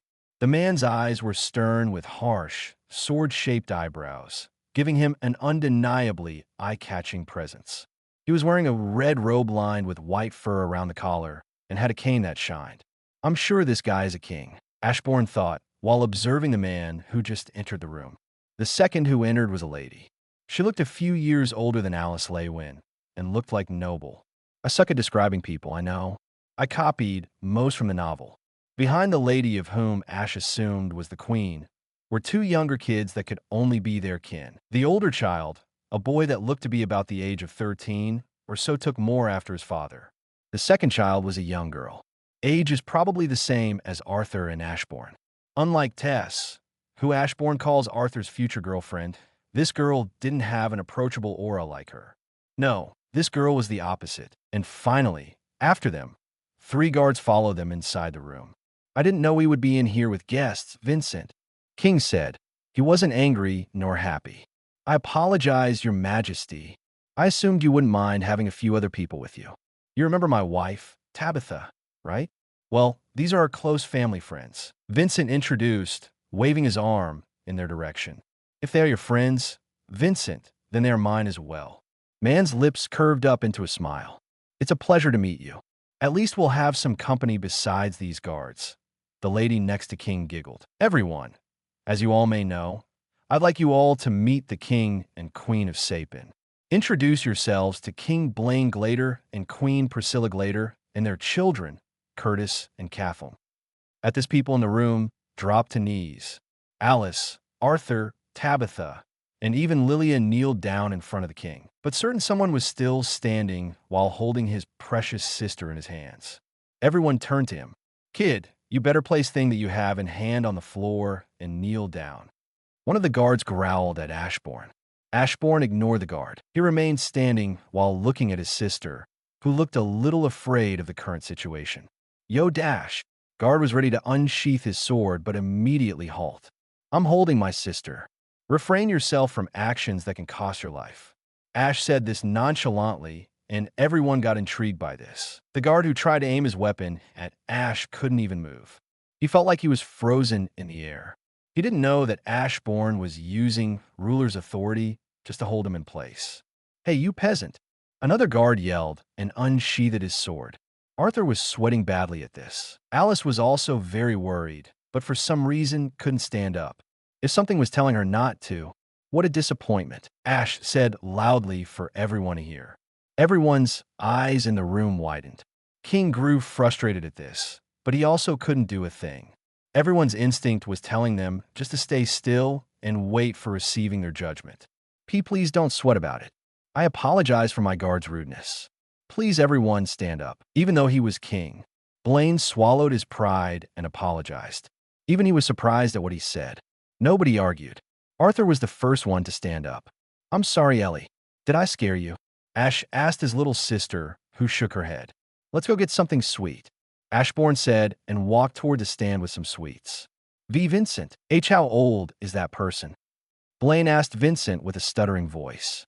He didn't dare to call Ashborn kid. "Hard to believe, but Ashborn is only 8 years old," Vincent answered nervously. "It felt like I was standing in front of death." King mumbled, but his wife clearly heard him. "Cool." Sylvie jumped on Arthur's shoulder, earning the attention of others. "Oh my, what a cute little mana-beast." Queen Priscilla's face brightened up at the sight as she made her way towards Arthur, who had Sylvie on his shoulder. If something triggered it, the situation in the room immediately shifted to a positive one. The king and the two children's eyes looked towards Arthur's direction. "She just hatched a few months ago. Her name is Sylvie. Come out and say hello." Arthur responded. He was clearly trying to maintain the current mood in the room. "Q, I assume this little mana-beast is your bond, young man." King got closer to Arthur and kneeled down to get a better view of Sylvie. Arthur just gave a nod. "How fortunate you are to have a mana-beast. Even infant ones are not easy to tame, yet she looks to be very obedient. Well, we're able to communicate mentally, so it's more like a mutual agreement rather than obedience." Arthur shrugged. "What?" "You may have dashed," some guard with a red hood yelled, but got shut immediately. He glanced at Ashborn, who was in the different corner of the room, and Tisk. My king, this was the person who we were talking about in the alleyway." Ashborn was told by one of his new shadow servants. "Does he have ill intent towards Arthur?" Ashborn asked. "I'm certain, my king." Shadow quickly answered. "Eliminate him later," Ashborn commanded, and the servant quickly made his way towards Man Shadow. Nobody noticed how shadows moved, so it should be all right for Ash. "Sebastian," King said only this and glared at the guard. "My apologies." Ashborn, King told him Ash's name, thinking that it will only provoke Ashborn. "My apologies, Mr. Ashborn." He completed his sentence, but "You are apologizing to the wrong person." Ashborn's voice could be heard from another side of the room. "Ash/brother, you are making the situation only worse." Alice and Arthur thought same time. Arthur Leywin. Arthur took action and bowed to them. Arthur could feel Ashborn's gaze on his back.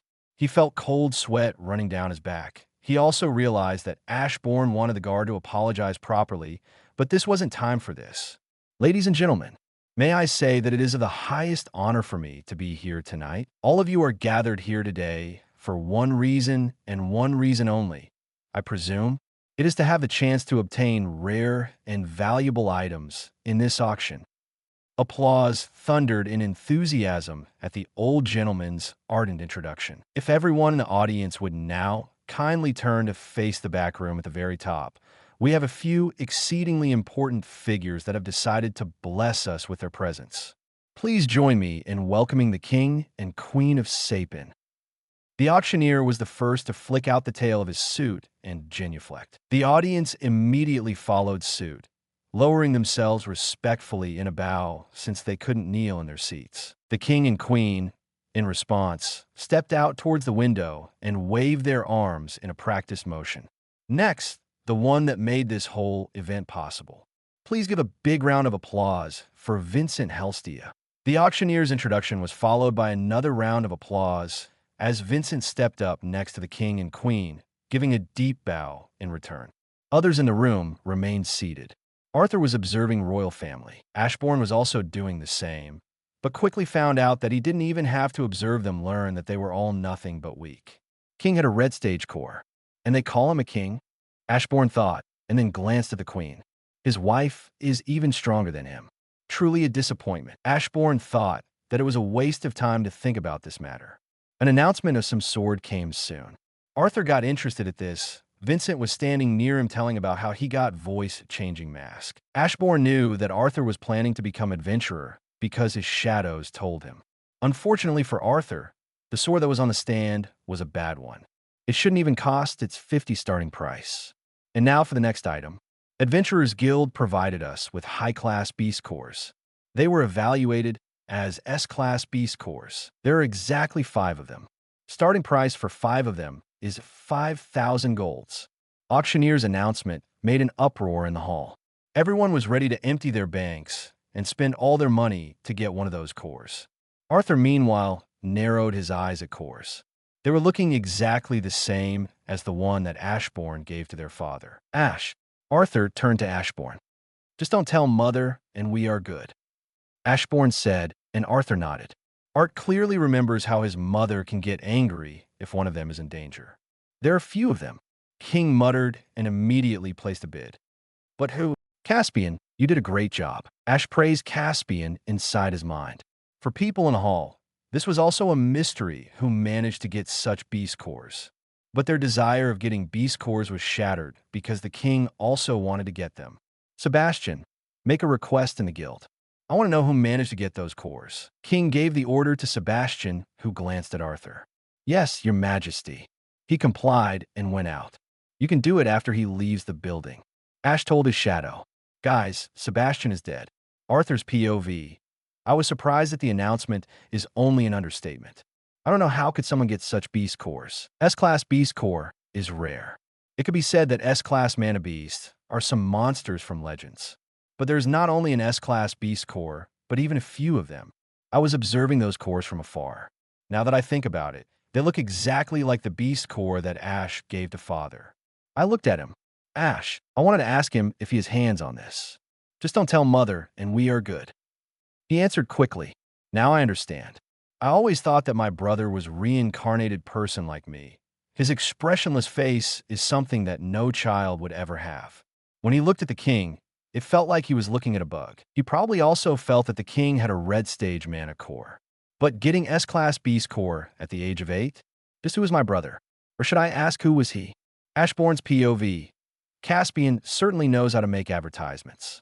If I wasn't the one who tasked him to do that, I would also be intrigued by this announcement. Now, Caspian, what will you do? How will you earn attention from all other countries? King of Sapin is already interested in a person who obtained those cores. I can already say that we got independence of guild. When I was thinking about my next actions, someone burst into the room. Your Majesty, we received a message from the guild. Men exclaimed. Calm down a little, and then tell me what happened. There's a new S-class adventurer appeared. Your presence is required here in the Xyrus's branch. The man said, and everyone present widened their eyes. S-class A adventurer. King probably already connected dots and realized that the S-class adventurer was the one who got those cores. Priscilla, I'm leaving. You can stay here, I will assign guards. As the king said that he runs out of the room. And of course, Caspian is calling me. I received a message from my soldier who was in Caspian Shadow. Yo guys, my mini vacation is now up. Chapter 15. Chapter 15. Ashborn's POV. Ellie, can you sit on Mother's lap for now? I asked my sister. My sister just nodded, and I handed her to my mother. Ellie seems not to mind this. Mother, meanwhile, had a different expression. Where are you going, Ash? She asked me. I have to visit someone. I answered quickly. I didn't specify who I was visiting. They will eventually learn about this. It's not that I'm going to hide it either. If people know who am I, it's even better. They wouldn't even dare to do something. Guards who were here to protect the Queen of Sapin looked angry at what I said. They're probably thinking, how does this kid have something more important than being in the same room as Queen? I don't blame them, and I don't care about these guards. Right now, I have an important meeting that will determine the future of this continent. Of course, I'm the one that will determine it. I left VIP's room and quickly used Shadow Exchange. Caspian, I'm here. Did King arrive yet? I asked even before I appeared before him. Whoa! He got surprised at my sudden appearance, but regained his composure. No, His Majesty hasn't arrived yet. Caspian quickly answered my question, and I just nodded. You aren't against me sitting here, right? I asked and pointed at his desk. No, of course not. I sat in his chair and waited for King to arrive. Caspian, meanwhile, left the room to guide King to this room. For now, I'm not going to ask the King to make the guild an independent organization. I just want to ensure that he won't do that out of fear. I can certainly take control over everything with just force, but I don't want to turn everyone in my servant. I have to gain their loyalty differently now. Controlling the whole continent with fear will make my job only harder. Not that hard, TBH. Blaine Glader's POV. I quickly arrived in Xyrus Adventurers Guild. News about the new S-Class adventurer is spreading quickly. This matter can't be ignored. Not only this S-Class adventurer managed to get few S-Class Beast cores, but he also requested my presence? Caspian did that. S-Class adventurer hasn't appeared for 100 years already, and now it has appeared with a boom. I just hope she won't be an ignorant fool who does everything that she wants. Maybe I will be able to make him work under me? I don't have a good feeling about this, but it could be worth a shot. Your Majesty, S-Class adventurer is already waiting for you. Please follow me. I just nodded at the man in front of me. I already knew about Caspian. He was guild leader here for quite some time. Also, he is from the Bladeheart family. Caspian led me toward his office, and when I saw the door of his office, chills run down my spine. I didn't exactly know what was behind those doors, but it wasn't probably simple mage. My guards weren't feeling this? This bluish aura that was leaking out from these doors, I already started sweating. I think I already felt similar. Image of Ashborn appeared in his mind. I shook my head in denial. Your Majesty, are you okay? Caspian asked me. It's all right, but can't you feel this? I asked, but he looked confused at me. Did that adventurer put pressure only on me? Just what monster is on another side of these doors? Caspian approached the doors and slowly opened them. The only thing that I could see was shadow, what materialized on a person with glowing blue eyes. The aura that this man was leaking was unbelievable. I used my super-duper pro skills of photoshopping and created this. I know it sucks. I was sitting in front of the monster. We met again, King Glader, said Ashborn. Ashborn. I couldn't understand how is that even possible. 8-year-old kid is really an S-Class adventurer. Maybe this is just a dream? Yes, I'm Ashborn Leywin that you met at auction. He said almost as if he knows what I was thinking. And how come you got here? Couldn't I ask something more important? I'm an S-Class adventurer. I'm faster than normal carriage. He answered. I thought he was joking, but his serious face said otherwise. Ahem, since we are already familiar, let's skip introductions. I myself couldn't understand what to say first, so I came up with only this. You won't ask how am I so strong despite such age? He asked. That was a question that I was afraid to ask most. I don't think that you want to reveal such matter. I answered. You are right. Damn, I thought he would at least say something about it. In front of him, I feel like I'm a kid and not him. Ashborn's POV. It's hard to believe that I'm sitting in front of a king. He is acting childishly. Where's his charisma? Where's the pressure that he was giving to Vincent? Let's finish with chit-chat. I want to talk about serious matters. I quickly changed the topic. Yes, I agree. We should talk about more important things. Glader nodded and calmed down. First of all, I want you to spread the news about the appearance of S-Class adventurer. I said, why? It is already spreading quickly. From his point of view, that may be a strange request, but for me, it's important. No, I want all nobles to know that S-Class adventurer's appearance is real, and he is strongest on this continent. I don't care if they won't comply, just want to make sure that they won't put pressure on my family. This is just a warning. There won't be a second time. King narrowed his eyes at me. You do realize that this is a crime, but I understand. I don't know if everyone will be okay with such an announcement, especially some noble families who have strong mages. He crossed his arms and closed his eyes. This is why I'm telling you all of this. Just put in their brains that they should comply, or they won't receive a warning the second time. That's right. Earning respect and abeyance from normal civilians shouldn't be a problem. But some nobles who think too highly of themselves won't do this, even when they clearly see a person's strength. Especially when someone is a commoner. I think I understand. But in EXC he couldn't finish the sentence because I cut him off. Don't think that I owe you, I said, but he shook his head. That's not what I meant. I have a proposition, he said, and I got interested. What it might be? Please, accept the title of noble. Not only you, but whole your family. King does have some interesting ideas. I still wanted to deny his proposal, but Caspian interrupted. Mr. Ashborn, don't misunderstand His Majesty. I think he means that all those processes will be going only faster if you accept the title of noble. Caspian explained. It will make the easier job for him. The only advantage for me is that I won't be called a commoner by those nobles. What he means is that he could do anything either way. He won't be called commoner by nobles. This is the only thing that he will benefit from the title. Ask my father. I'm not head of the family. That is probably the worst excuse that I could come up with. They looked at me strangely. Is saying to me seriously? I think it's decided then. King stood up. Yes, if you agree, then it's decided. I added, and he nodded with a smirk. I wouldn't want to mess with such a strong person. He does have some intelligence, unlike snorty nobles. Also, I want to ask, maybe you will engage with my Dao Dash. Before he could finish, I already exited the room. I just wanted to add this for no reason. I'm not shipping them. Yet, Blaine Glader's POV sigh. I sighed heavily when that person left the room.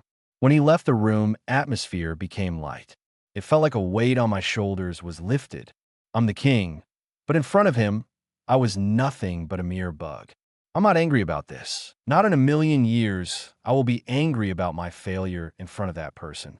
Anyone, no matter who or what it is. In front of a person called Ashborn Leywin, he won't be able to do anything. In front of him, we humans, no, we mortals are nothing. I just hope that I won't anger him. Caspian, how often do you think he will request something? I started to get worried about the future of my kingdom. For his time being here in my office, I learned only one thing, and that is he is truly someone who you shouldn't mess with. But still, I don't think that he will make crazy demands to you, Your Majesty. He answered my question, and I wasn't relieved at all. That makes the situation only worse. Caspian is an AA-class adventurer, one of the strongest one in the guild. The margin between S-class adventurer and AA class is tremendous. Do we even have a chance if he will start a war? I should support him so I won't be on his kill list. Third POV. Ashborn returned to VIP's room quietly. The auction was still on fire. A lot of things were sold. Queen Priscilla even purchased a mana beast who has the potential to reach A class. Apparently, he bought it for his son Curtis. Of course, Goddard should be with Curtis. So where did you go? Arthur approached Ashborn and asked. Well, I met someone. Ashborn answered calmly, but received a skeptical look from Arthur. Arthur, does noble status give you benefits? It was now Ashborn who asked Arthur a question. Noble status? Wait, you don't mean the dash. Ashborn nodded and Arthur started thinking. Noble, huh? There could be many benefits, but the only thing that comes to my mind is that nobles won't call us commoners. Ashborn and Arthur have the same thoughts about receiving noble status. You didn't threaten the king, did you? Arthur asked. Who do you take me for? Ashborn glanced at Arthur. Heartless and cold-blooded monster, Arthur mumbled, but Ashborn clearly heard what his brother was saying. You said something? And nothing. The auction ended without any other incidents. Everyone started leaving the hall, someone to get their purchased items. Ashborn and his family returned to Helstia Manor. There they are, enjoying their dinner with everyone around a big table. I'm so tired, Adam exclaimed and leaned on the chair. Patrolling auction house wasn't so easy. By the way, Ash, I heard there was an incident in VIP's room. Reynolds suddenly said. Helstia family, Arthur, and Alice tensed up at this. It was nothing. I just refused to kneel in front of the king, and the royal guard got angry. Ashborn answered, and Reynolds widened his eyes. Is the situation resolved? Reynolds was in shock. His son refused to kneel, and not in front of someone, but the king of Sapin. Yes, the situation was resolved. Now that I think about it, King was quite frightened. Vincent answered in Ash's stead. I hope there won't be any other consequences. Reynolds just sighed and leaned on his chair. Ash, honey, just don't do something so dangerous next time. Alice told Ashborn, who didn't answer at that. But damn, he refused to kneel in front of a king. You got guts. Adam complimented Ash. Adam, stop praising a child for such a thing. Helen didn't want Ashborn to endanger himself again. If it's not dangerous, it's okay then, right? Ashborn asked, earning looks from everyone. Ashborn, you may be genius, but be careful. He is still king. Vincent said, earning nods from everyone. I understand that he is king, but what I mean is that if he can't do anything against me, it's okay, isn't it? This sentence made everyone look at him confused except Arthur. What do you mean? Forget it. I'm just saying you don't have to worry. Ashborn shook his head and continued eating. Days passed quickly. Ashborn and Arthur are already 9 years old. They celebrated their birthday with Helstias and twin horns. And it was decided that Jasmine will go with Arthur in his adventuring. Ashborn, meanwhile, was pre-planning what he should do. He was planning to dive into dungeons to increase his army, but after he learned about Alarcia, he wants to visit this Alarcia and explore another continent. He decided that he will immediately go to Alarcia. Skip the formalities and tell me what exactly wants His Majesty. Reynolds asked a messenger from the king himself. To explain it easier, His Majesty is proposing you to accept the title of noble. The man in front of Reynolds explained. But why would His Majesty propose this to us? Reynolds asked, still being suspicious. I wasn't told all information, but one of your family members is S-class adventurer. This may bring some problems for your family from other nobles. This is why His Majesty wants to ensure the safety of your family. Messenger said. Reynolds widened his eyes. S-class adventurer isn't his family, but who could it be? Maybe Ash is S-class adventurer. He never told us what he did in Beast Glades and never explained how he got that high-class mana core. Reynolds already had some suspicions about Ashborn. Ash was powerful, and he already knew that, but he alone went to Beast Glades. Then he came back with a high-class beast core, and now the sudden appearance of S-class adventurer that apparently is in his family. There was no doubt about it. Ashborn Leywin is S-class adventurer. Please, can you wait here? I will bring that S-class adventurer here. Reynolds asked messenger, who could only nod. Reynolds runs upstairs and approaches Ashborn's room. When he opened the doors, he couldn't see anyone there. No living soul could be found in the room. Reynolds only managed to find some letter with Ash's name on it. I will be leaving for my journey once again. I apologize, but please allow me to explain every detail after I return from my journey. I will be sending letters. You won't have to worry about me, since you probably already know that I'm S-class adventurer. I also placed this burden on your shoulders, Father. If you want to accept the title of noble, you're free to do so. Also, please tell Ellie that I will come back with a present. Leywin, Ashborn Leywin, you already outran your father by large margin. I'm so proud of you. Chapter 16. Chapter 16 arc, spoiler warning, the waves are crashing. The sun is setting and hot golden sand is finally starting to cool down. The weather is calming. Everything around was quiet. The only sounds that are made are waves crashing against the beach and whistles of the wind. No soul, absolutely no one was here to witness such a great scenario. The atmosphere was relaxing till some presence could be noticed. Silhouette was descending from the sky. This silhouette had the shape of a lion with wings. It slowly landed on the beach. It could be clearly seen what was that creature. It was black with blue glowing wings. After landing on the beach, it looked around. After confirming if there was no one who could it, another black matter materialized from it. Another silhouette now formed, who had a blue glowing horn on his forehead. The black humanoid figure was emitting a large amount of mana, and it could probably scare any normal person. My king, we reached our destination. The humanoid figure said and waited. Shadow exchanged deep, calm, and commanding voice could be heard. Humanoid figure sink in shadow, and flying creature remained. Soon after the humanoid figure sank into shadow, slowly another figure raised from shadow. The new figure was a human with short auburn hair and blue eyes. Someone would think that person is the only teen, but the aura around a boy would tell them otherwise.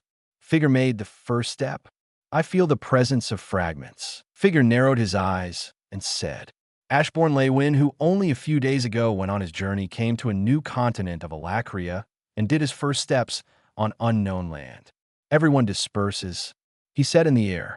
Instantly, a whole lot of shadows flew out and went in different directions. Ashborn's POV. I came to this continent to learn if they pose danger to Dicathan. It's obvious that they do have ill intent, but that doesn't mean that they can go against another continent. This is why I came here. Unexpectedly, I felt the presence of fragments. Fragments of Reincarnation Cup to be exact, and it seems that there are few of them. Without wasting time, I sent my soldiers to learn about much as they can from this continent. I already have premonitions that the journey on this continent will be long. I have to find fragments before they will be in hands of the wrong person. I was sitting on the beach. I was receiving a colossal amount of information. Alacria is a way more advanced continent than Dicathan. Magic of Alacrians are different from Dicathan. For my soldiers, I could feel the mana that was in many people. This means that count of magicians in Alacria is higher. Dicathan won't even compare. But magic is utilized by marks/runes. I suspect this is the doing of rituals that those Alacrians worship. Unfortunately, these marks do have limits. Quantity is high, but the quality is low. From what I heard from my Alacrian servant, Alacria is divided into 5 regions, or dominions that they call. First is Truatia, the northern dominion. Saesklar, the southern dominion. Etril, the eastern dominion. Vekar, the western dominion. Central dominion, which is located in the central region. No more novels? Take part in the voting. The most requested novels and those with the most likes will be chosen for publication on euroaudiobooks.com. There, I can upload as much as I want without the risk of receiving a strike. Our 18 novels and other content that exceed what is morally acceptable are only published on Patreon or the free novels page. Remember, the site is funded by donations on Ko-fi and Patreon memberships.